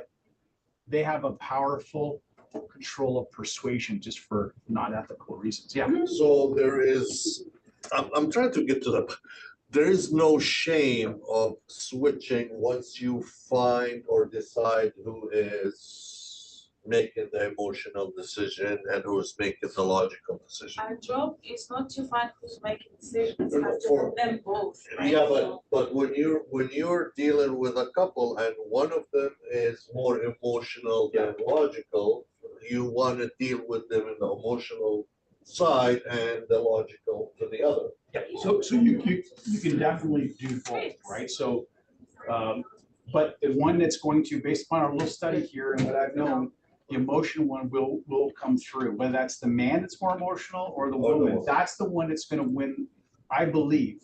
Unless we're talking about, I wanna buy 3 million emotional, but I can only afford 1 million. Then logical, rational is gonna win on that one all day long. But the rest of it, I'm saying to you, it's emotional side's gonna win. Pardon me? Their personality would win. Like Well, that those the dominant. decision makers, how you wanna include those, but address them more. Exactly. Even in my experience, even the person that is the most logical, rational, the engineer, let's call them the engineer, okay? That all they do is they lose their little, tools. Meters. Right. Spreadsheets, crunching numbers. They have an emotional side to them. There is something. Find it. Find it. Exactly, right? Okay, so that's cool.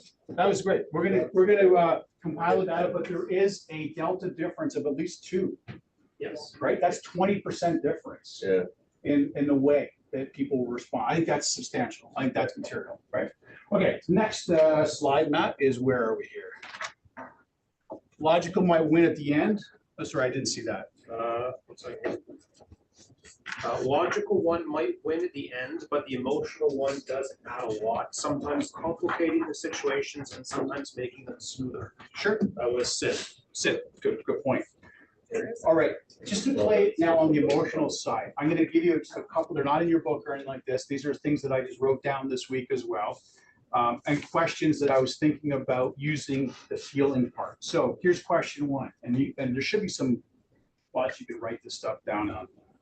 How does your, and it could be your spouse, your children, your parents, your leader, your lawyer, whoever, right? So it's the ... How does your feel about you having to, maybe it's commute to work for 1 hour. So if you're trying to break into the logical person's brain and get them to think feeling for their spouse, how do you feel about your wife having to drive to work for 1 hour? Mhm. I'm logical. Oh boy, that just put me into a state Trouble. that I'm now having, I'm having a bit of problem with trying to rationalize that with my logical mind. It's a question, right? The more questions you have ready to ask, the better. So I'll say it again. How does your, and I'm using spouse, how does your spouse feel about you having to commute 1 hour to work? Okay. How does your child feel about you having to drive them to school 1 hour away? Like, you fill in those blanks. It's using the word feel.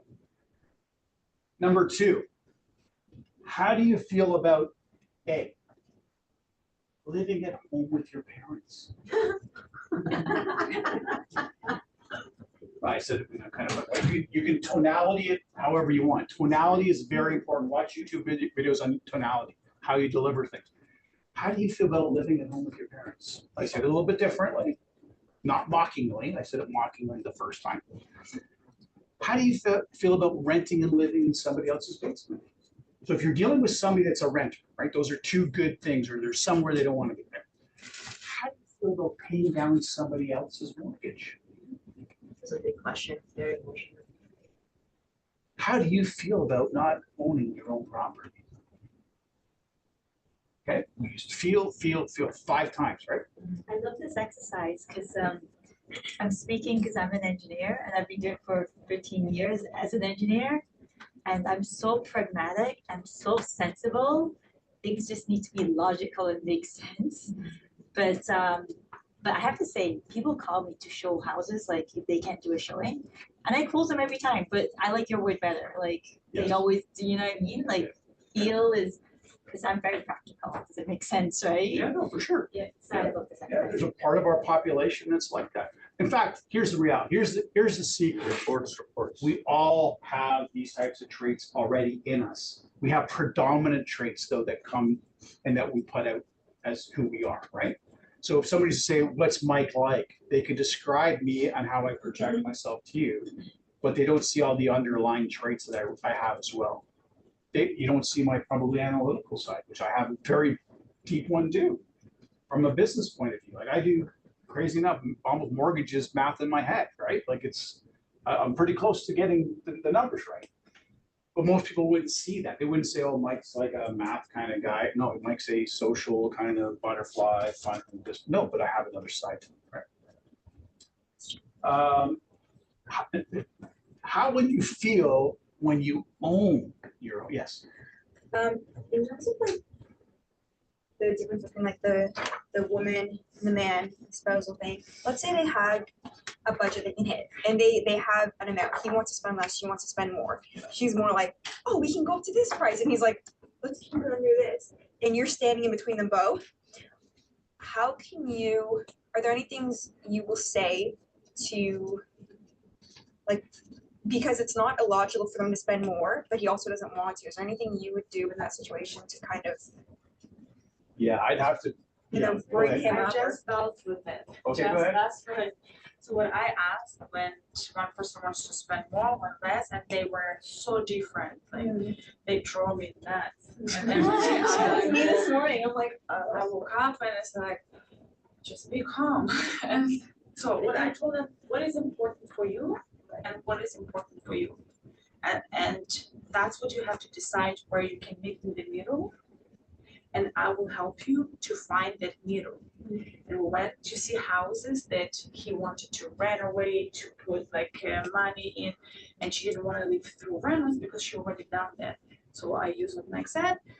How do you feel if you will purchase this house when your wife and kid has to go through rentals again? How do you feel she will make you feel every single day? And it brought him a little bit down. And then I told her like she wanted 2 bedrooms. Like, how do you feel that your husband not gonna get what he wants, but you're just getting extra bedroom, but you're having a renovated house? Can you compromise on 1 bedroom, but he's compromising on the build up? If you can build up, but you have renovated house, so you just have to find what's important for him, what's important for her, and how you can meet in the middle.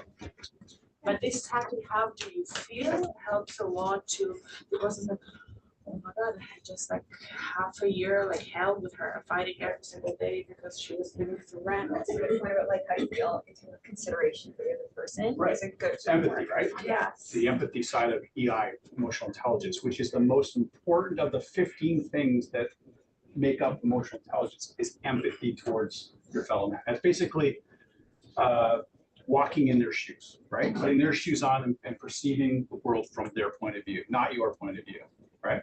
Now, those questions are always hard for me to answer as, you know, kind of a teacher here or a coach or wherever you want to look at me, or broker, because there's no context that I really get to dig into that. And when I say context is I would have already been with your client if they were my client for a few hours through my CETO interview, right? So I would have probably uncovered in that interview already, you know, kind of potholes for what I could be experiencing down the road. So I would always try to prevent the problem before it becomes a problem or challenge, right? That's what I did too. So when Yeah. we met at the office and she's saying something, he's saying something. Yeah. I would say, okay, let's pay with this number and see what your numbers look at. Yeah. And then with this, so Yeah. sometimes she knows, okay. Yeah. this is So- what I have to do. So, you know, for the person that becomes so analytically involved and they become so ingrained, they entrench themselves or anchor themselves into. So the first thought I had, and again, I have no context for who your people are, but you said one is very analytical and the other very emotional. You said the man's analytical? Yeah. Okay, so I would use, the first thought that came in mind was I would teach you, and I will teach you this in the class, I'll teach it to you now, the reduce to the ridiculous dialogue. Everybody heard that before? Yes. Okay. So we now have a gulf of a number. What's your number? What's the delta difference between what she wants and she's willing to pay and what he wants to pay? 10,000, 20? She's at 900, he's at 800, so Oh, 100,000. 100,000. Like that 100,000, the 900 is everything. It checks every box off, right? Like it's the dream location. It's the dream school district for kids. It's the dream shopping for whatever, like everything that commute for work, all that kind of stuff adds up, right? They both work from home. And both, and the They're both- condition of the homes. Oh, so they live and work at their home. Yeah. Like the $100,000 logical thinking person should be thinking to himself, I'm not waking up and driving and commuting for an hour or half an hour, spending 8 hours at work and then a half an hour. So I'm 10 hours a day. I'm not even in the house. I don't care. That guy's in the house. Like you're in the house. You're waking up in that house. Don't you want to kind of surround yourself with the best, the dream? You know, I'm not going to say this joke. Don't ever say this to your clients. Happy wife, happy life. Think that. Yeah, think that. Right? So 100,000 to reduce the ridiculous is this. So I'd be saying, well, how long were you planning on being in the house for? So pretend you're the obstinate man. How long were you planning on being there for, living there? 5 years, but You said this was your dream house, right?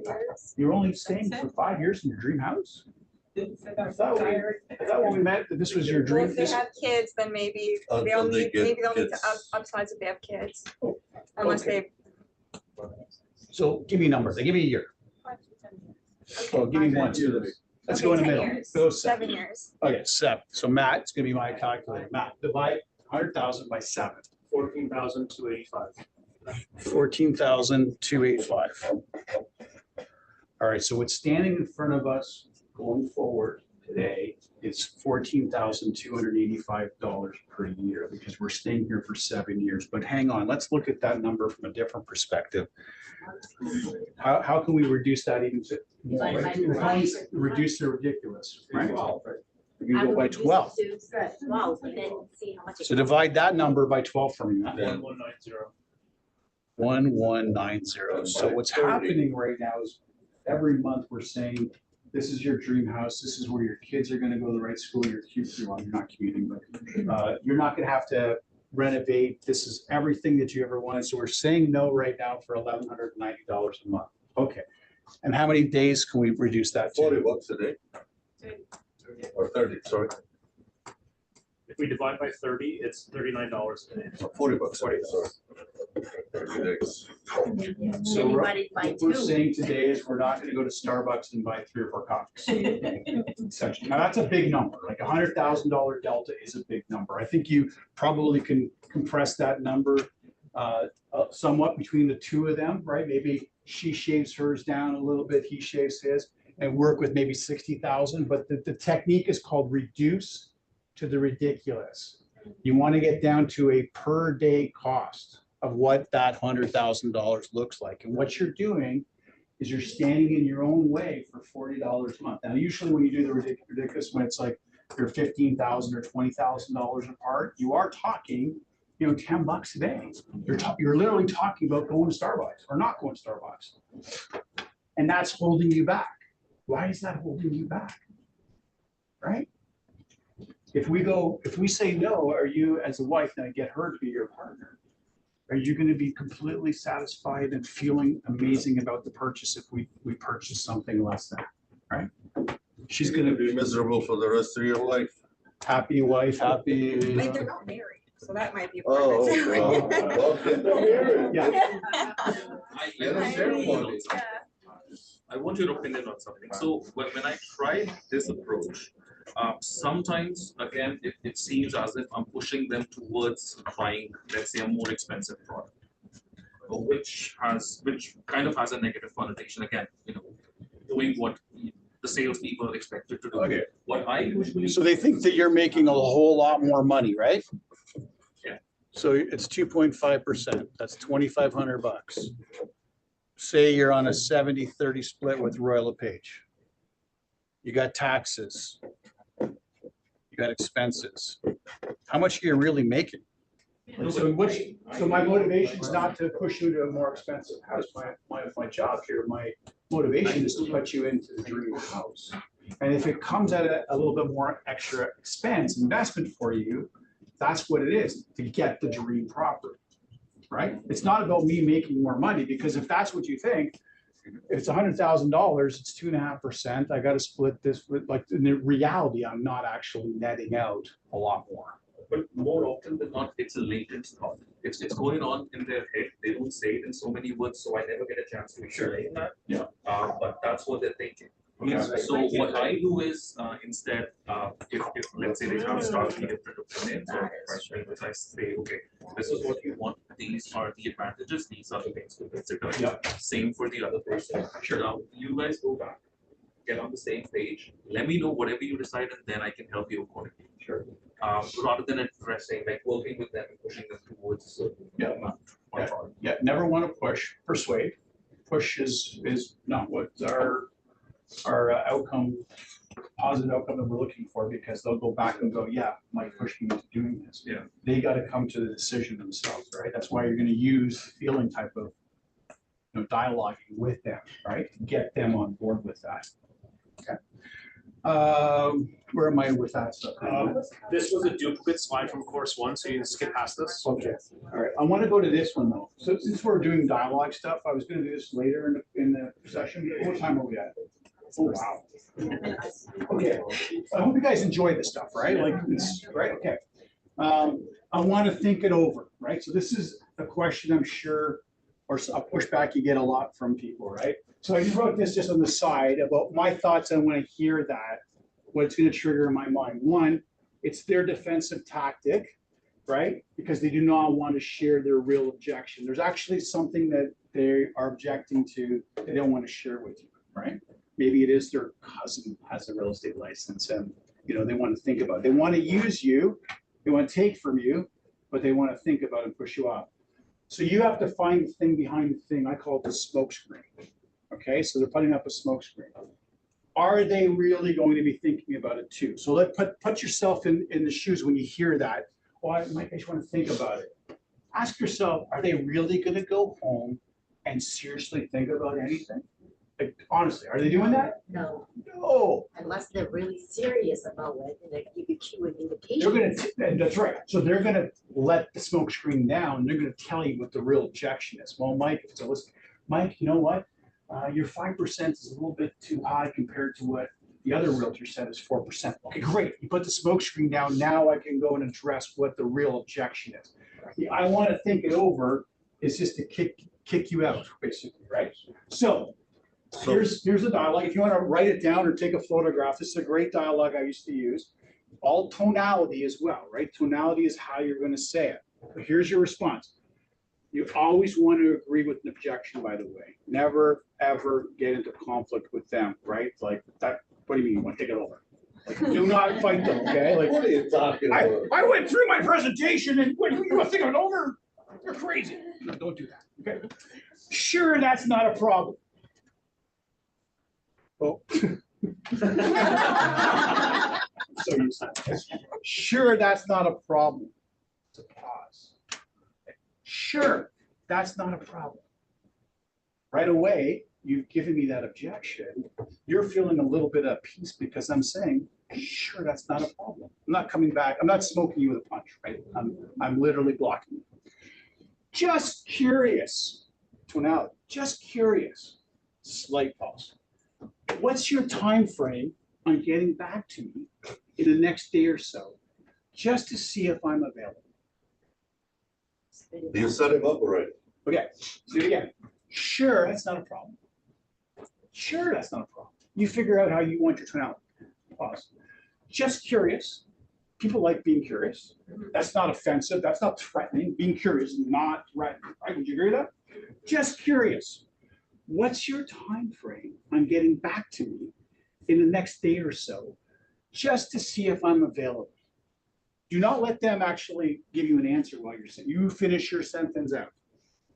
Okay? You think that could be a good dialogue to push back on somebody? I think the majority of them are actually going to back off on that and actually do what you want them to do. You're going to be able to persuade. Someone will not. But this here, just to see if I'm available, you're putting down your own value. My time is worth something. I am not one of the 75,000 realtors. I might not be available. You said it politely, right? Hey, you might not get me if you call back. Okay. So if they say, oh, no problem, let's do that. Then you use my alternative of choice clause. Remember I taught you that last week? Yep. All right. Who said yeah? What's the alternative choice clause? If I could, would you? No, that's the sharp clause. Oh, Tuesday, 3 p.m. That's great. That's fantastic. When would be a good time to meet? Tonight at 6 p.m. or tomorrow at 4 p.m. work better? Because they've already, you've broken through, you've lowered the smoke screen and you hit them with this and they're okay with it. Go to the close, get yourself another appointment to go in, right? To uncover and figure out what the objection is. Okay. If they push back, well, I'll call you back sometime. I'll give you a call. Has anybody ever in this room ever got somebody say, I'll call you back? Yes. Yeah. I never do. They don't. Oh, come on. They normally don't. You have to I'm contact teasing them, them. I'm playing with it. They never call you back. They never call you back. And if you're waiting on your phone and you're like, oh, Donovan, why? Donovan's not going. Tarash, I'm watching you, buddy. He's on his phone. Taraj is not calling me back because they're not going to. They've forgotten about you. Great. So here's what you're going to say to them when they say, well, I'll call you back or whatever their pushback. Okay. Pause, right? I'm not sure if I'll be randomly available with my current schedule. Again, tonality. I'm not sure if I'll be randomly available with my current schedule. What I can do, if this helps, we can, at a specific time, oh, wait, sorry, I screwed that up. Yeah. What I can do, if this helps you, is we can I spend a specific time. plan a specific time now instead of trying to chase each other down later. I guess I ran out of space, right? So you're literally saying to them, I can't randomly, I can't on the spot promise you that I'm going to be available. So I want to see if I can't set something with you right now, basically, right? And then you go into your alternative choice if they agree. If they refuse to agree, what do you got? Probably someone you should run from, right? Because you've tried. You've tried multiple times. Yes. So in one of my scenario, I offer, so I they like the house, all of that kind of thing, but they said they have to think about it. And I said, yeah, just take your time. Once you're ready, give me a call and then we can take it from there. But They'll never give you a call. no, they won't. Exactly, you're right. So do I call them and follow up now then? Okay, but will that lower like my value then? Or just my an Hey, opportunity? look, I had some free time in my schedule today and I was thinking about you and I picked up the phone, I'm calling you. I had free time in my schedule today and I was thinking about you. I'm reaching out. You figure out the words, but you tie it to, I had some free time in my schedule. I was thinking about you. I'm making a call, right? It's not lowering yourself at all, right? I do like you basically like, oh, like, can I try all of this? It's like, okay, I will give it this week, but I will follow up with you on Monday, because you're letting them know that you will call and. Yeah, that could be your third one. Hey, listen, if we can't agree on a time today, I will give you a call at, Monday, Tuesday, whatever. Put you in my schedule, we'll give you a call, and if we can schedule something down the road. Yeah, because that's an invitation, like normally I would have said that I'll give you a call to follow up, like sometime next week, no? Is that? Try this first, Okay. right? And then use that as your last resort. Yeah. Could you not try and find out right then and there, that, sure, no problem. Of course, you wouldn't be thinking about it if you were serious. Yeah, that's a great dialogue too. Right? Yeah. What exactly is it that you wanted to think about? Yeah, that's a Floyd dialogue, by the way. Is it, because it's been so long, I don't even know if this is. Yeah, you wouldn't be thinking about that if you weren't serious. Yeah. Help me understand what you're trying to think about. Or even like maybe, if it's a listing presentation, like, well, maybe I didn't do a good job. No, never say that you didn't do it. Don't ever say If that. there was something like maybe. Something maybe I could clear, is there something maybe I could clarify with, right? Not that I didn't do a good job. Now they're gonna remember that. Don't do that. Okay, is that helpful? Okay, good. Let's go back to the screen there, Matt. And we'll plow through some of this stuff here, hopefully, because I am at 1 o'clock almost, right? Yes. This was not in your book, but I was thinking about it. I like this class. You guys have lots of energy, so I want to give you as much as I can with you for 5 minutes, okay? Open houses. Okay, so attend with another realtor, host colleagues, open houses. I told you last week, and I'm going to put this down, otherwise I'm going to go right on the screen. I know that because I've done that before. Safety and security with this stuff is huge. There are people that get assaulted in our industry, men and women. Do not just go randomly show people properties, do open housing without taking care of yourself and protecting yourself, okay? That's my public service announcement.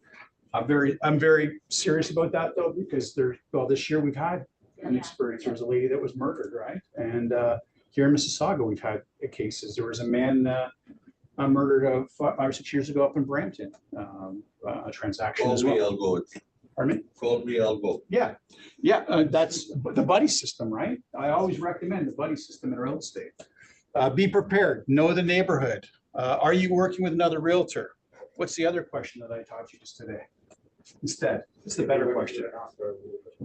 Yes. If you were to put an offer on a property, who would the realtor be, right? It throws them off. It gets them out and takes the smoke screen down, right? Okay. Next one. Just click. Oh, internet. 93% of buyers are on the internet looking, right? It's not 100% yet, believe it or not, it's 93%. Buyers want to learn about the home buying process by reading online content. So basically your online presence is your business card with all of your stuff. But if you really want a cool website, you should have a lead generation capture type of website. They're available, companies like Incom, the guy at Kits Communication, they do offer programs and platforms. Pardon me? Agent Locator is a great one too. I hear fabulous things about them. So you want stickiness in your website to generate also leads, right? Listing content is critical. Like I said last week, your listing is your inventory in your retail store. People will keep on coming back as you get listing inventory. SEO stickiness, yeah. Reasons to go back to the website. So when I was selling a long time ago, I had some games on my website back in those days. So you could play Mahjong on my business website. You could play, what's that game like? It's like a Tetris, but it was not Tetris, but it was like Tetris. Where you would stack. Huh? The balls that you hit and then it like comes out? No, this was Candy Crush and there's. Well, that didn't exist 17 years ago. Oh, okay. I had, what else did I have? I had, Solitaire, the game Solitaire you could put on there, right? People would come back. So I had all of my data analytics in the back, and most people would come back to play the game. But I didn't care that. They came back to my website, right? I had the weather. I connected to the weather network. It was really cool. And I had a section too for the local community to advertise their businesses. So people that babysat, children babysitting, somebody that did sewing or seamstresses and offering those services. Never charged them for it. It was a community service for me to offer those types of things. So internet, very important. If you're going to be in this business, you have to have some type of internet presence, okay? Networking, get involved. What do you like doing? Do you like to golf, run, hobbies? I was a hockey guy, I was a baseball guy, martial artist. So I've got a lot of my business and my spheres of relationships in what I like to do. Why did I succeed there? Because I was at my most natural in those environments. It wasn't a forced situation. I was enjoying myself. People knew who I was. And I was never being pushy. I was never the guy, hey, you want to buy, sell real estate? You want to buy, sell real estate? That's not what I'm about, right? It's about developing a relationship. Business conferences, Royal LePage has them, NAR has them. Realtor Quest, by the way, if you've never been to that, that's the once-a-year TREB event. It's the largest conference in Canada for realtors, and it's right here. It's at the on Dixon there, in the Toronto Congress Center, right on Dixon. Fabulous. They get like 20,000 TREB members that show up over 2 days to this thing, and it's amazing. Great speakers. I think they had Martha Stewart this year, right? So it was really fun. Professional groups, you can join Board of Trades, Toastmat, all kinds of stuff. You figure that out for yourself where you want to generate business and leads, where you're most comfortable. Okay. Effective buyer closings. Yeah, we went through all that kind of stuff.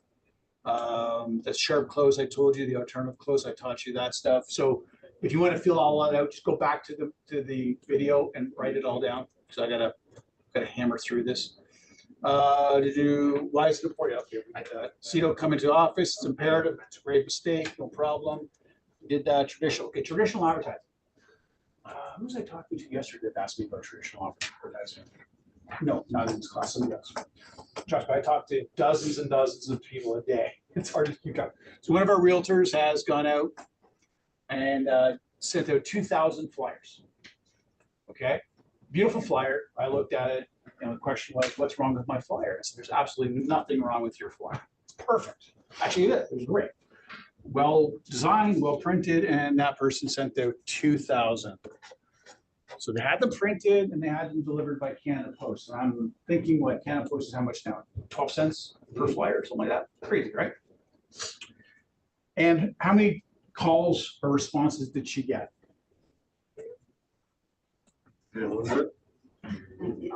0, because I had to share that statistic with her. That statistic comes from Canada Post. Canada Post tells us that the response rate on traditional advertisement flyers is 0.005%. Wow. Goes in your assessment right away. So what happens with this stuff, and I'm not trying to discourage anybody from doing this. If you're going to do this type of lead generation, so lead generation, these are all lead generation activities. Remember this, right? If you're going to do that, you're going to do traditional advertising, have a plan around it. And if it's going to be flyers, and I did flyers. Like the first thing I said to our realtor, who was very disappointed she didn't get calls and spent a lot of money doing it, right? Was that one, this type of marketing requires intestinal fortitude. You know what that means? Yeah. Guts. You gotta have a lot of guts to go do this. Because sending 2,000 flyers out one time is a waste of money. It's like me walking out and just dropping $20 bills, right? It's a waste of money. Because you're dropping a flyer off in a sea of other people's flyers. Does anybody in here not get real estate flyers at their house? We all do, right? I do too. Okay. They go into the recycling bin. They actually sometimes for me, because I have a real fireplace, a wood burning fireplace, I save the real estate flyers as my In reality, it does make a difference sometimes. I had this, before I even thought of real estate, I had this one guy that kept coming every week. Now I actually know his name, I know his phone number, I know where he lives. So he just cracked the riddle. Yeah. The riddle is, it does work. I told you, I did it. Do you know how many flyers I printed up every month? 50,000. Yeah, 50,000. So I did it and it does work. It takes a lot of guts. Problem is one time. I'm very close with a lot of people that do marketing like this, like David Greenspan, the Kids Communications, a very good friend of mine. Does everybody know David? David is a wonderful guy to get, if you're thinking of doing this stuff, have a conversation with David. The other is the Morris marketing people. I'm very close with them as well. They will tell you categorically, without a shadow of doubt, if you're not doing this stuff religiously every week. So this realtor we had, this is what I shared with her, was that if you do not, for the next 3 months, every week, send out 2,000 flyers, every week, 2,000 flyers, you started with 2,000. For the next 3 months, you've wasted your money. And at the end of the 3 months, you still may not have gotten the sale early, but you've got a little bit of what you just discussed, some recognition. Because I've had to throw your flyer out 12 times. I've recognized it. I might now not throw your flyer out after the 13th, 15th, 20th time, because I'm imprinting myself on your brain. Think about traditional businesses, because we're not a traditional business, right? Traditional businesses have entire departments in their companies dedicated to marketing, advertising, promotion, right? Yes. Okay. Do they spend a lot of money on that? Yes. McDonald's right now is going through a bit of a gong show public relations nightmare, right? I talked to you about McDonald's last week, McDonald's Your Business, all that kind of good stuff. Watched the movie The Founder. And then this week, people died because of listeria or poisoning. Okay. They've got a nightmare to have to deal with that. But are they going to stop the flyers you get in your house? Yeah. Buy a Big Mac, get a free Big Mac free or something? No. They're probably going to do more of that. Do you get flyers for pizza places? Yeah. Every week? Same company, right? My favorite flyer is Canadian Tire. Any guys in the room or women that like Canadian Tire? That's like toy store stuff for me, right? For kids. I like Home Depot stuff too. I look forward to that every week. But Home Depot, Canadian Tire, any pizza store, the McDonald's, they're sending you flyers every week. Because if they stop sending you flyers, even if McDonald's stops sending you flyers, they stop sending you top of mind, put their names in your face. There should be the same flyer. No, they switch it up. I did 50,000. So when I would order 50,000, there'd be 6 different flyers because they print them on these big sheets and then they cut them up, right? It's a postcard size thing, right? So it would be a different one every week. One of my flyers, I'm gonna see if I can find it because I've got some of my stuff at home. It's an airplane. I'm flying. We're in an airplane, and it's like I'm out to bomb the competition was my tagline. I got so many complaints from realtors that I was out to bomb the competition. Yeah. The one that I really got into trouble with. Stop recording. Because I had a balloon. I was in the airplane, and I'm out to bomb the competition. There was a balloon in the picture, but it was not red, white, and blue. It was another color. I purposely chose another color because there is a company that has a balloon as a. A lot of trouble with it. Anyways, if you're gonna do it, you gotta really commit to this as a long-term thing, and you need to put a budget together to do that. Do not go and do it one time and then come and ask, I didn't get any calls. Of course you didn't get any calls. What were you expecting to get? Like 10 calls? Come list my house? No way. You went into the recycling bin, or like me, you became what I light my logs with in the wintertime, right? I literally do that. Ask my wife. You had a question. What do you say about once a month? Is Nope. that enough? Nope. Why I just gave you the math. You talk to the experts in this field. If you're gonna do this type of marketing for 3 months, I do 4. 3 months, you gotta do it every week.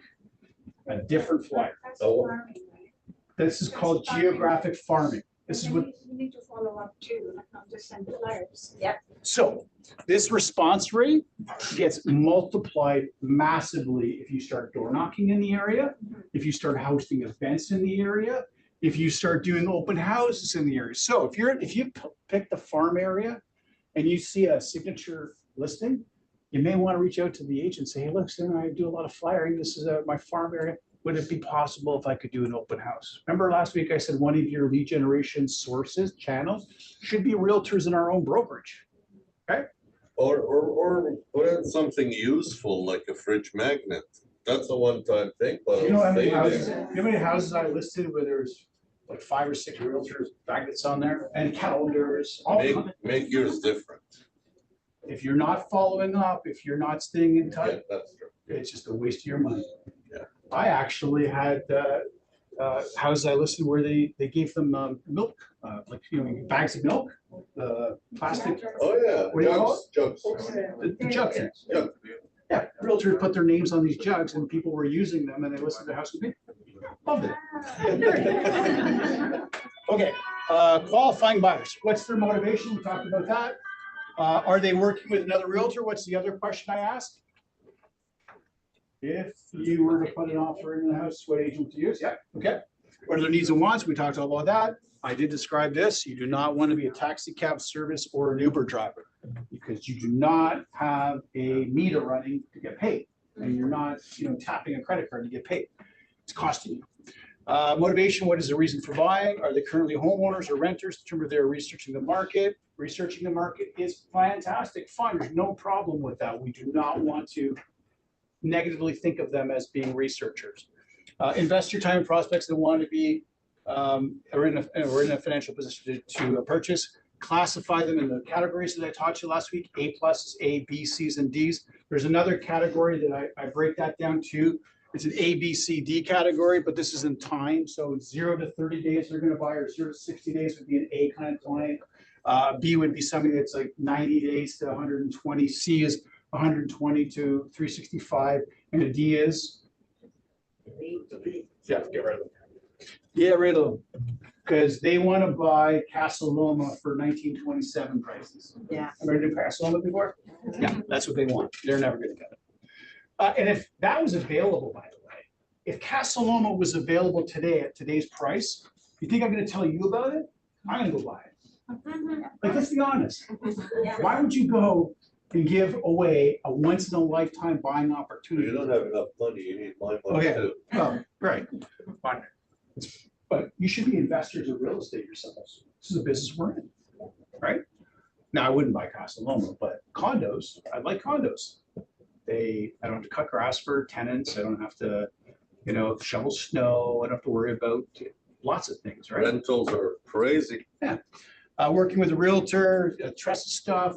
Actually, this is where I'm going to talk about very quickly the book, right? This is all the kind of practical stuff here, or process stuff. So when I would book my appointment with a buyer, right? So if I could, would you dialogue, and when would be a good time? So I got you, you're gonna come in, you're gonna come to the office here, you're gonna see my beautiful front desk, you see the beautiful office, you might even want to give them a tour.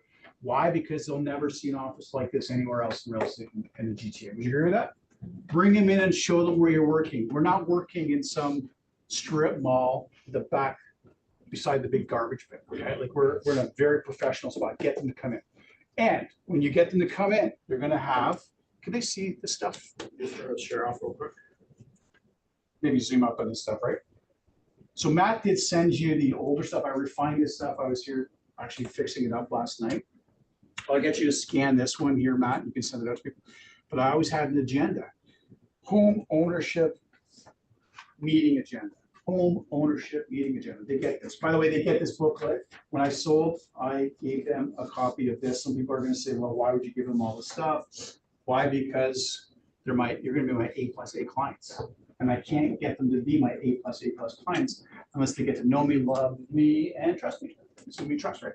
So today we have the trust stuff. This is mandatory. Whenever you provide a service or assistance in trade and real estate in the province of Ontario, this guide has to be sent. It does not have to be signed, but it has to be sent and explained. If you're ever having to prove that you did that, you should have backup that, you know, on October, what's today's date? The 25th? October 25th from 1 o'clock to 2 o'clock, I met with Matt and we discussed the buyer agency agreement. We should discuss trust of the RICO information guide, right? Document that, email yourself that note or text yourself that note, right? Because otherwise it'd be your word against their word in court. But if you have proof that by a text or an email to yourself today that you did that, the likelihood is you probably did that because you're not making it up 6 months later when you're answering to a judge. You're following with me, right? Okay. So you do that. The next is, and we got these topics. So RICO information guide. designated representation versus self-representation. Those are the two big distinctions, right? So what do we got? We got what the buyer representation agreement looks like. In our company, we're using Form 371. Everybody knows that? Oh, Keep leaving the frame. yeah. I can't sit still. I got answers. I know. Okay, so we do the buyer representation agreement. 371 is the one we use, right? Plus, we have this last page, which is Form 303 right there, which is the services. These are the basic ones that we give you from the front desk, right? Now, I'm giving this and I'm explaining this in my CETO interview. What does CETO mean again? Okay, so they're here. And remember I told you about the fear of the unknown, right? So I'm not wanting any unknowns in my journey with them. So today's meeting, the CETO, is so they have no unknowns in their minds. Everybody follow me? Track me? These are available all times What is? in the office? This is my personal one. Okay. But I'm gonna have Matt scan this and send it to you. You can make up whatever you want. You can copy it if you want. That's a good form of flattery. I'll appreciate that if you want. Or you create your own, but create something that sets a standard. I talked about it last week, the regular, or sorry, am I really screwing you up here, Matt? No, Sir, what- as long as what's the you name sit of there, this you're good. book, Mike?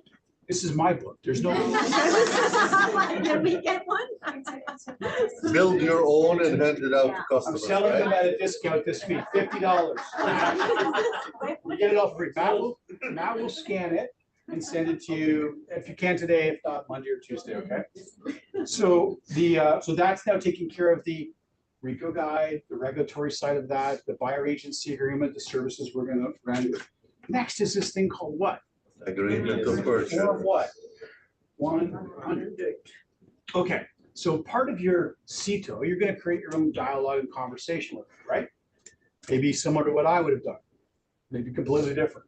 But one of the things you want to talk about is the agreement versus sale, because would you agree with me, Matt? And I'm gonna use Matt always as my go-to, right? So Matt, would you agree to me that our goal ultimately is to own real estate, to get you to be a homeowner? Yes. Perfect. For us to do that, to accomplish that, we have to actually enter into this agreement. And there's a few things that we got to fill in here. They're blanks. You see right now, I'm going to give you a copy of an actual legitimate current agreement of purchase and sale. I want you to take that home and review that. By the way, this is a dialogue. These are real conversations I have.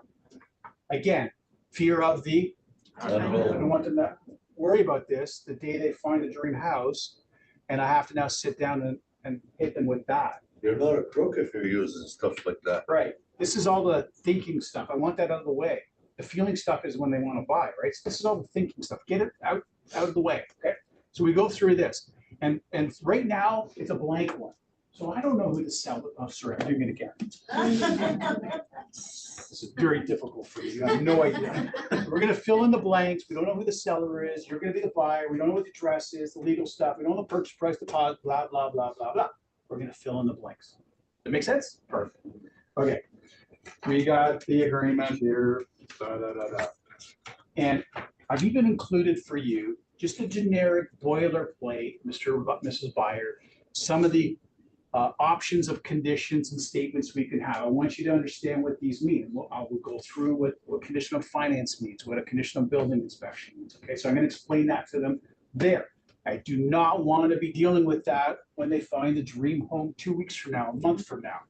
6 months from now, when you're back into dealing with 5 offers and multiple offers or 10 offers, you do not want to be on that night interfering with the goal, the target of getting your offer out.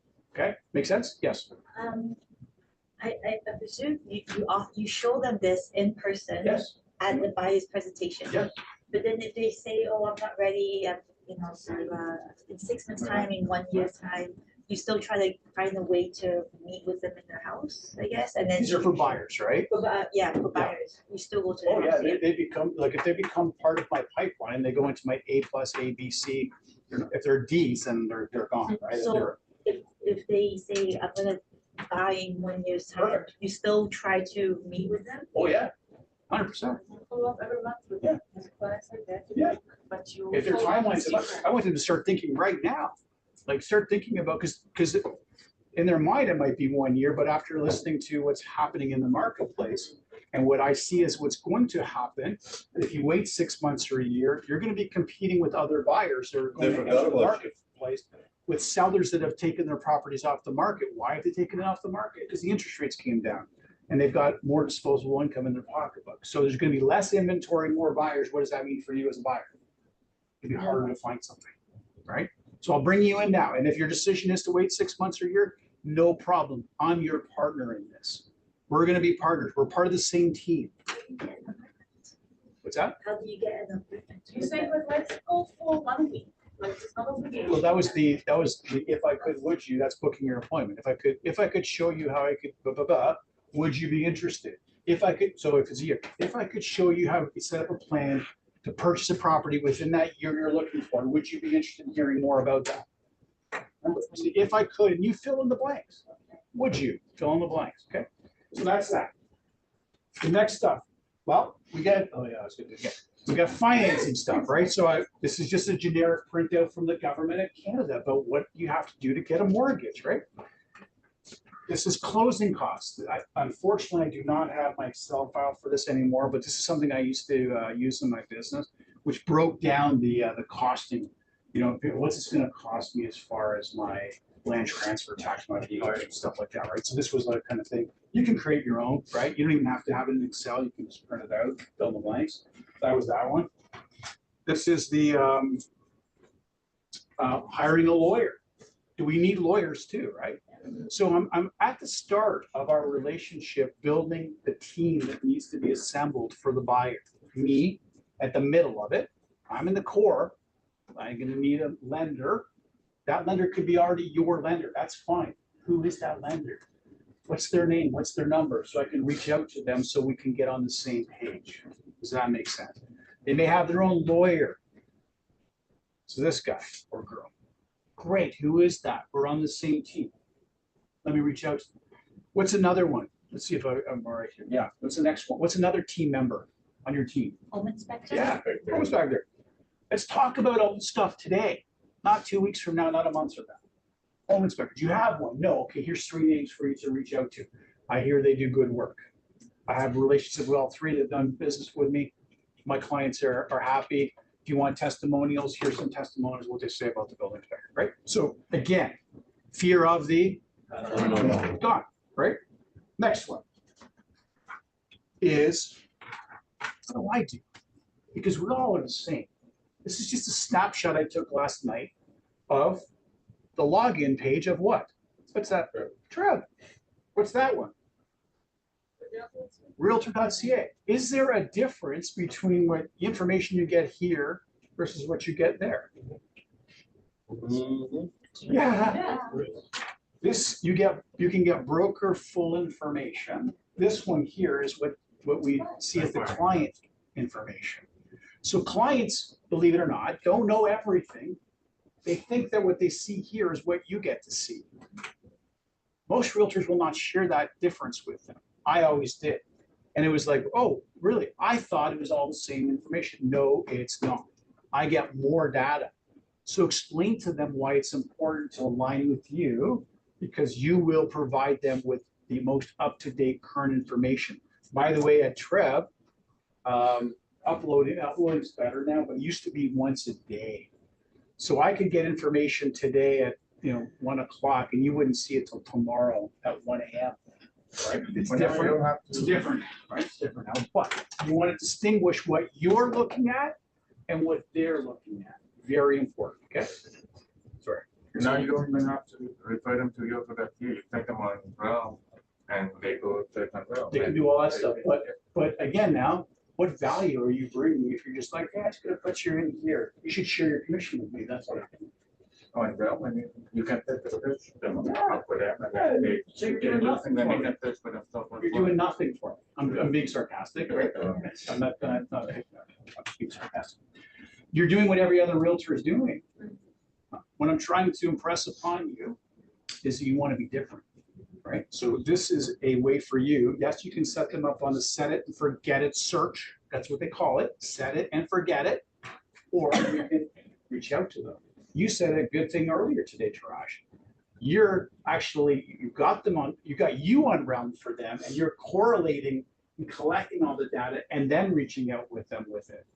It's a contact that he's making versus I put you in the system and the system's doing it for me. Automation. Again, you should share with your commissioner, you're not doing it. See what I'm saying? That's what they're thinking. Again, I'm being sarcastic, but that's what they're thinking, okay? This year, I'll send this out to you as well. This was something that I had invested in back in probably 2001. And I used it in all of my stuff, and you'll get a copy of it. You can keep it, change it, whatever you like. And it's just basically a home buyer handbook. I have one for sellers as well. You'll get that next week, okay? And then what do I got? I've got this little FinTrack pamphlet that I have. I think we have them around, or you can get them from the government. 10 deadly mistakes buyers make. And then this is the one that you get here for free at the company. So I have created a customized for myself, and you should be doing the same thing, a customized. Mike, we used to put the testimonial letters too. You can do that too. Yeah. Like I said, I revamped this last night after everybody left the office, and I had some peace and quiet, and I had my kids and my dogs and my wife. So I stayed here and revamped it. But what I'll add to that, of course, I used to have my resume, my CV, like, because I'm applying for a job, essentially, right, with you, and testimony. So I had the testimonial page, but I don't have that now because I don't sell. I haven't sold for 17 years. I'm going to put those numbers in there so you can call them. It's not going to work. Is that helpful? Yeah. Is that good? Is anybody doing that? I used to. Okay. So now you're going to, again. Yes. Yeah, get a question. So this right here, so let's say I have a call from a potential client asking about, a listing. Yeah. And they're not working with an agent yet. So how should I swing from that conversation until bringing them in and walking them through that? Or is that too early? When is the right time? The earliest. Yeah. The earliest practical opportunity is what I'm going to say. Yeah. Earliest practical opportunity to get in front of them is when you want to do it. Yeah. Okay. Because guys like you walk in and buy the first house, like you said, 2% of the population will buy it right away, even if they have a delay in their money. So the intention is just to show the value of what you're bringing to Yeah. the table, right? Versus Yeah. the rest of your competitors out there. Good luck in them finding another realtor that's going to be so thorough with the information, right? Right. And for us, for agents who are not in a team, I find very important when we talk to clients, include all our team members who are working for relevant. 100%, yeah. Like all the management, everything with their pictures and credentials. So even you one person coming, because I lost clients like that and I learned very quick. It's like you lost because you're not in the team and we went with the person who they think they do more. Yeah. However, it's like we do have all. 100% agree with that, right? And maybe you don't have the numbers. Maybe you're struggling, you're thinking, well, I haven't sold more than 2 houses or 5 houses. Great, the company sells 15,000 homes a year. Our managers, leadership, has thousands of years worth of experience. Like if I don't know the answer, I'm gonna find it out with somebody in my company, right? If I don't have the listing, somebody in my company probably is gonna get it. So, build on what you are involved in here, just with our brand, our company. Yeah. But you have to be very careful between being like opportunistic and pushing as hard as you can and being too pushy. Just being, I think in this case, just transparent with what you're doing. Just, presenter, available, whatever you need, if the time comes, it's there. Can I move now, Matt? Can I? You are free to pace. Like on a, like next Specific, week no. or today, no? No. Okay. No, I'm gonna probably finish in like 10 minutes and I'm a half an hour over, right? Matt said I would be late today. Yeah, fire policies, where, when to meet, take charge, have an agenda, give the prospect a copy. That's cool. Tracking systems. This is the buy now, buy in 3. Remember I told you we broke it down to time as well. Guys, please quiet down. Yeah, thank you. This is a mistake. This should be 30 to 36, that one there, not 18 to 24. Contact consistency, we talked about that last week. Again, you guys here, rewatch the session. You can fill in the blanks for you. Market conditions, right now we're in a buyer's market. I believe we'll be transitioning into a bounce market in probably January, February.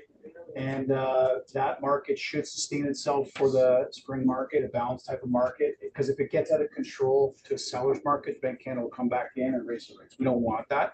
But I believe we'll see a balanced market next year. And that will shock a lot of the buyers you have right now that believe that they have control for the next eternity. It's not the case. Like the metrics of the economy, the housing shortage, and yes, the announcement yesterday, they're gonna, turn the taps off for immigration for a while. Doesn't matter. There's too much undersupply of housing right now to satisfy the current demand for rentals and purchases. So, just simple supply demand economics 101 is going to play into account with lower interest rates. So It's that's only an increase of 6% anyway. exactly. Market conditions, let's go to not going. Know your stats, showing the properties, be early, appropriately retired, never show up late. If you're going to be late, call them, just say, hey, listen, I'm running a little bit behind. Don't ever tell them you're with another client, by the way, because in their mind, they're the only client. So if you are running late with another client, hey, sorry, I'm just running late. Traffic's been insane. Okay. You're cheating on me. You're cheating on me. Yeah. Freehold, know how to access the property. There's lock boxes, there are electronic ones. If you're trading out in London area or those areas, there's different types of lock boxes. Figure out what you're doing. Never show up there and not be able to access the property. If you're dealing with the old school lock boxes, especially the dial ones, it's like having your high school locker, 2 to the right, 1 to the left, 1 right to the number. I get calls like that all the time, by the way, from new agents going, I got the property, I can't open up the house. I don't know how to open it up either. You're SOL. No, I don't do that. I tell them how to do it. But it's embarrassing, right? You can't even access a property and you're with a client, right? Dude. The best ones are the ones with the push buttons or the electronic ones, right? So leave the property as you found it. That's lights. If they're off, turn them off. If they're on, leave them on. Doors, of course, lock them. Pets, if they're warning you about pets, I had experience. I was showing a country property, 2-3 acre property. They said in the listing, watch out, there's 2 cats. Don't let them out. So I was ready for these damn cats. I opened the door. 2 of them, they charged me. One went over my shoulder, one went below me. And half an hour later, I got the back of the house. So it does happen, right?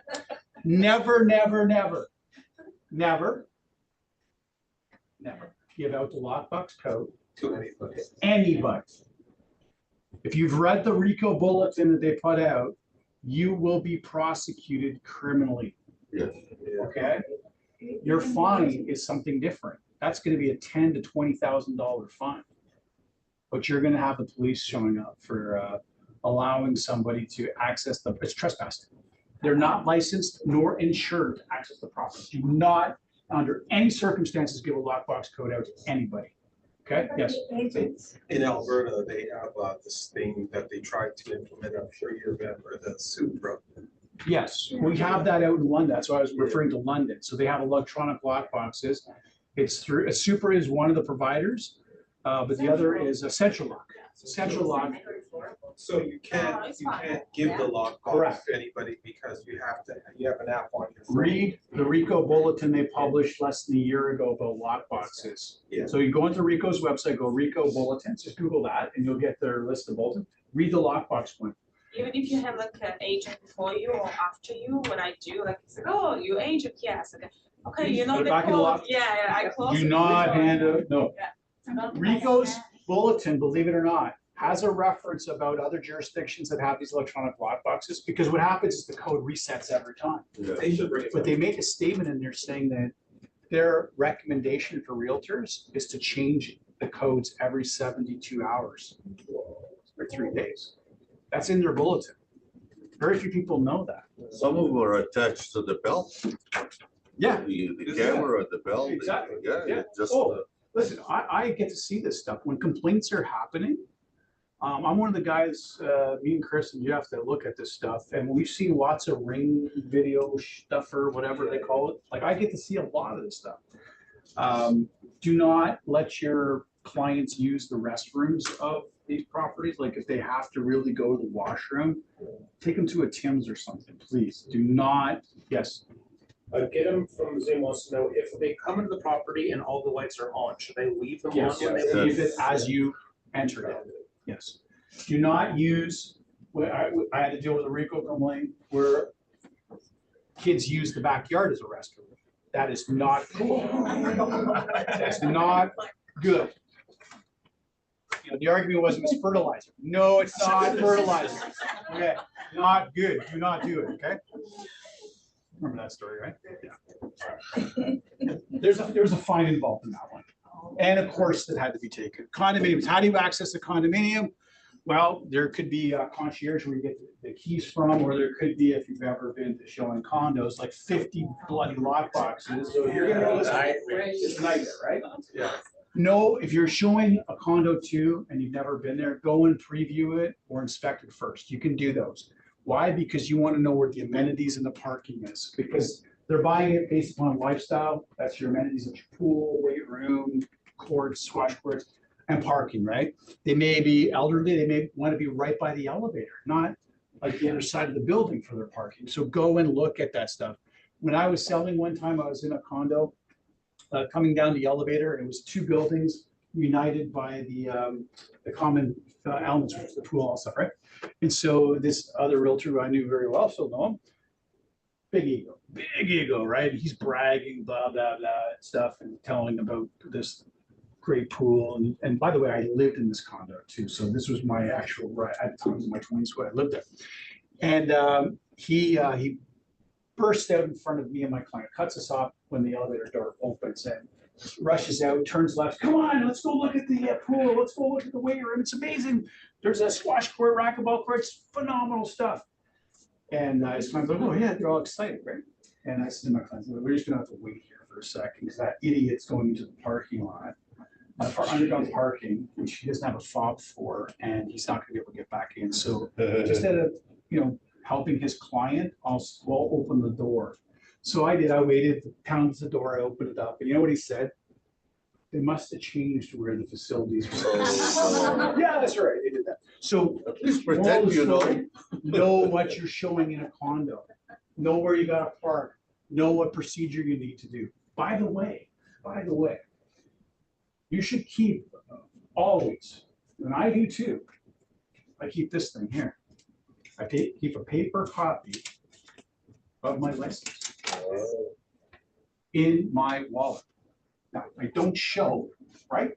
But we're actually kind of required to keep a paper copy. Now, you do have the ability to download the app. And how do they ask you in the condos? This is what I'm saying to you. So let's see the Rico app. Where's my Rico app? Are you sure? See that? That's my Rico app. This is my paper. The concierge or security of condos can refuse this. That's why you have that. Because you're mandated to show your paper. This is a courtesy.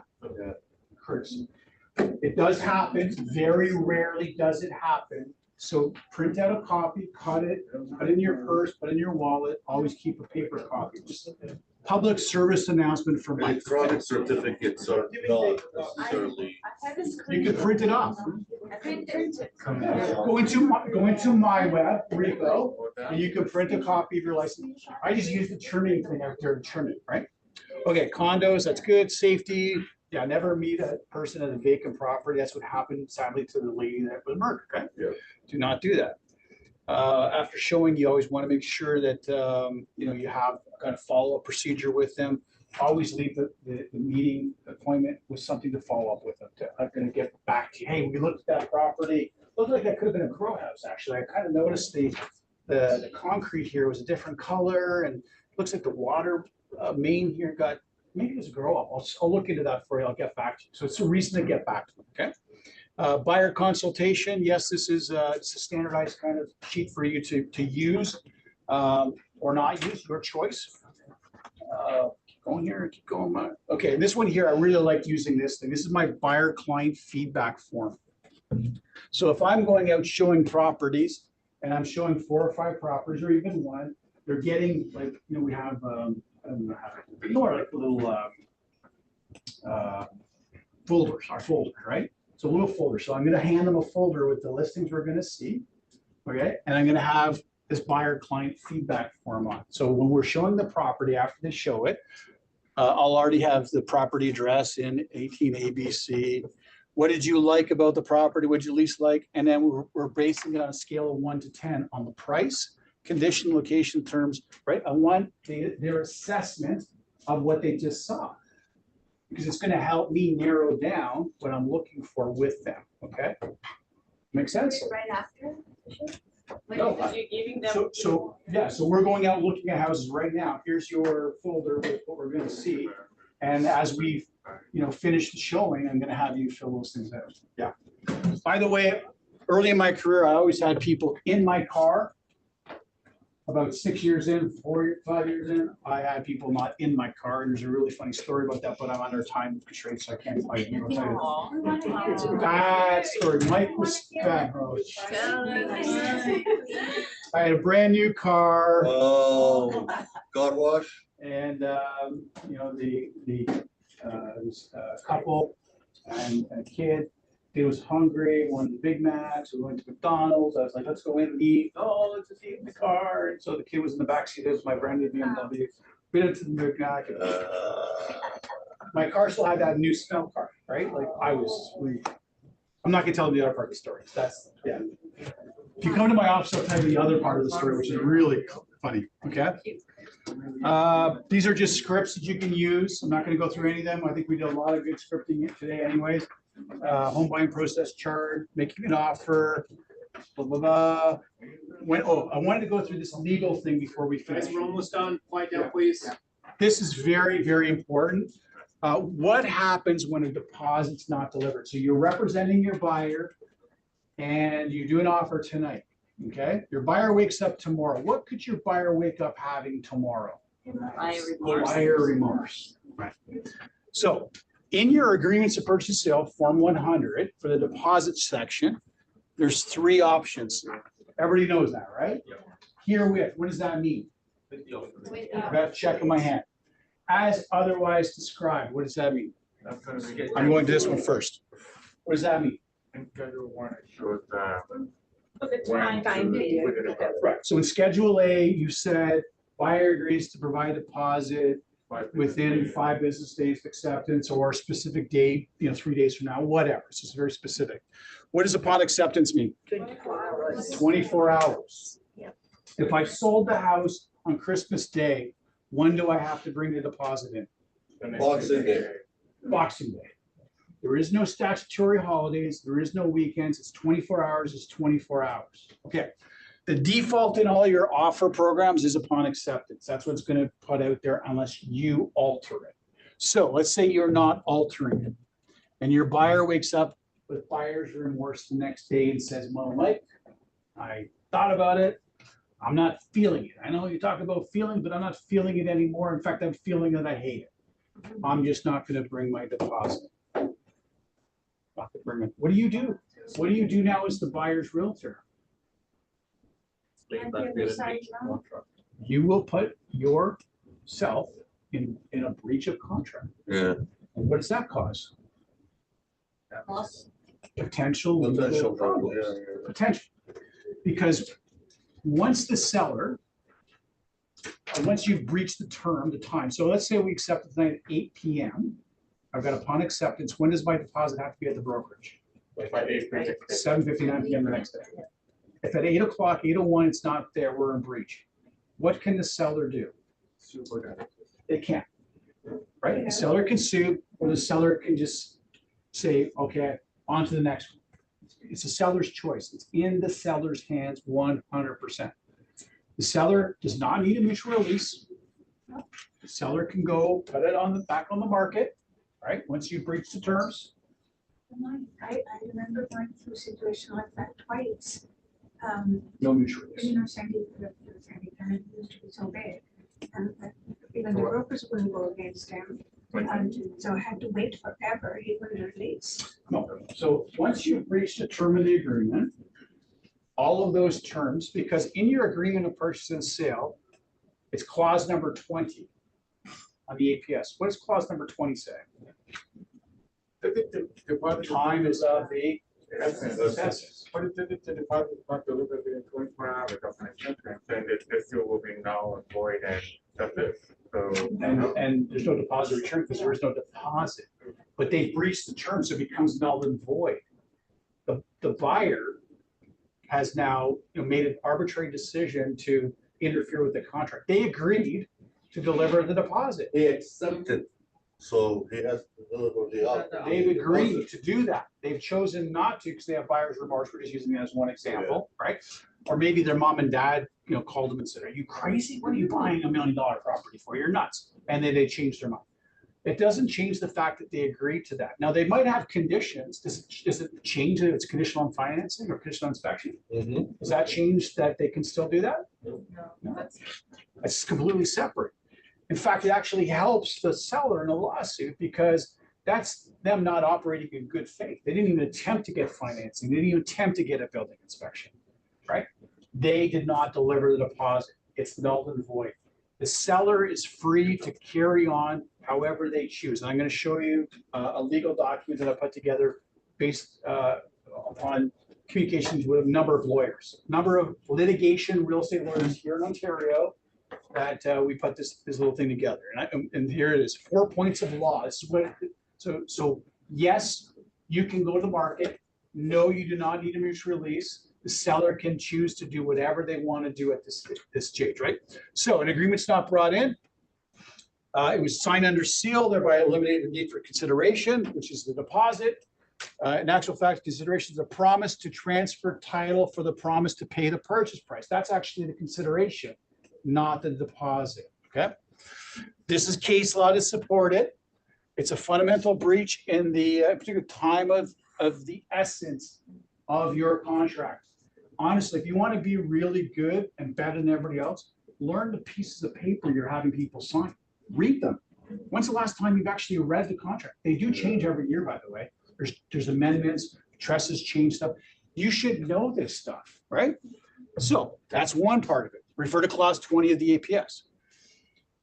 It's an anticipatory breach now, right? So if you were to call as the buyer's agent, the seller's agent at 10 a.m. because your buyers called you at 9:30 in the morning to give you this great news, if you were to call the seller's agent and say, "Yeah, my buyers changed their mind," that's now called anticipatory breach. Even though the deposit hasn't been delivered and theoretically they have till 7:59, you've now just telegraphed an anticipatory breach. If I'm the seller's agent, I'm saying, "Please, Mr. Seller, contact your lawyer ASAP." If that's a call I got from a buyer's agent. You have, as the buyer's agent, never ever call the seller's agent and put your name and record by email or text or verbal with saying anticipatory breach. Do not become in the middle of somebody else's problem. Not your fault that they had a change of mind. But if you put a text email out there, you're now part of the problem.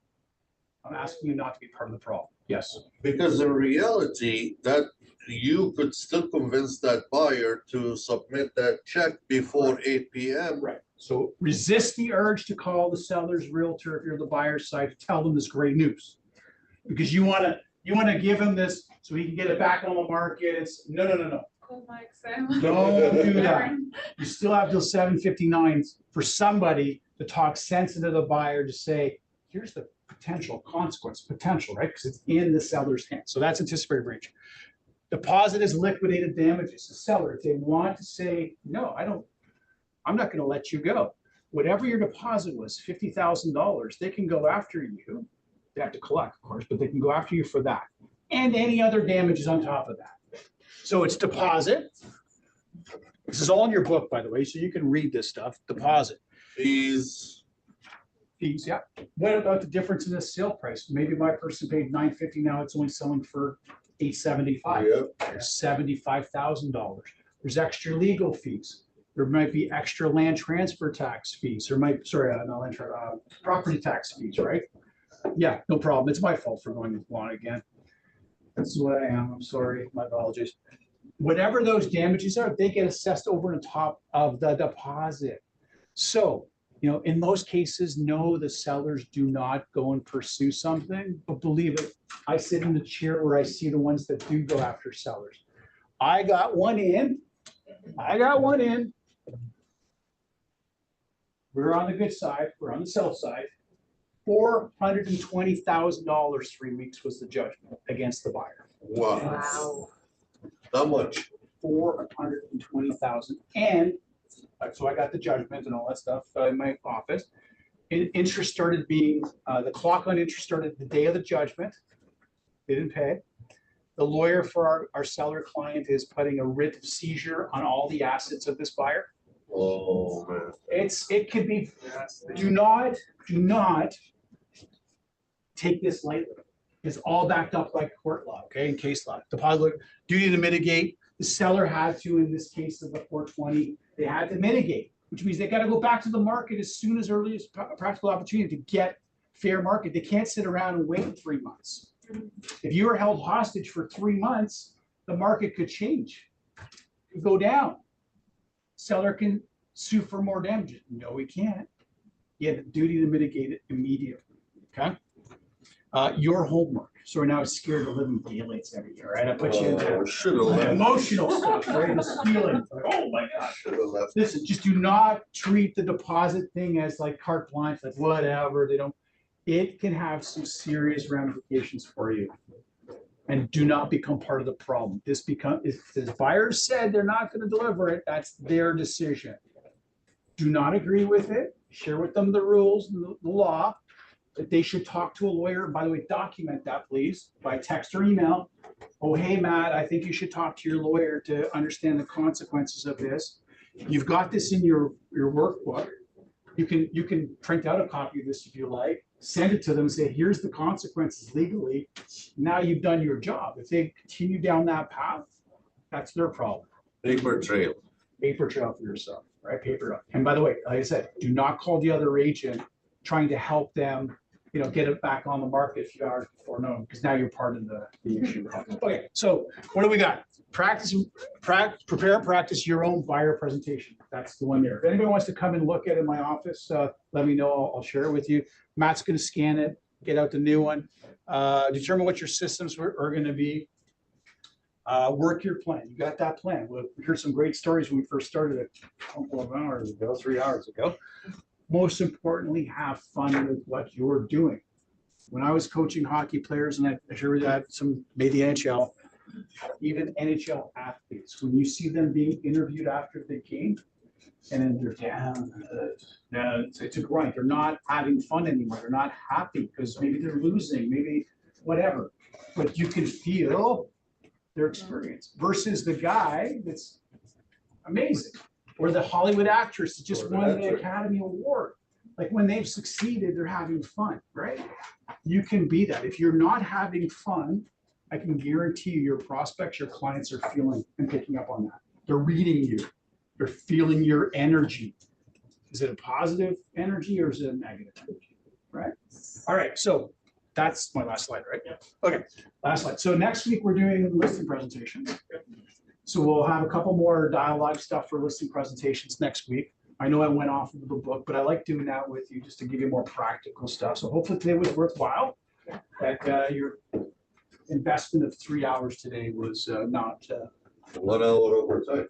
all right. And it's free. Free. Have a great weekend, everybody. All right. Thanks. Thank you.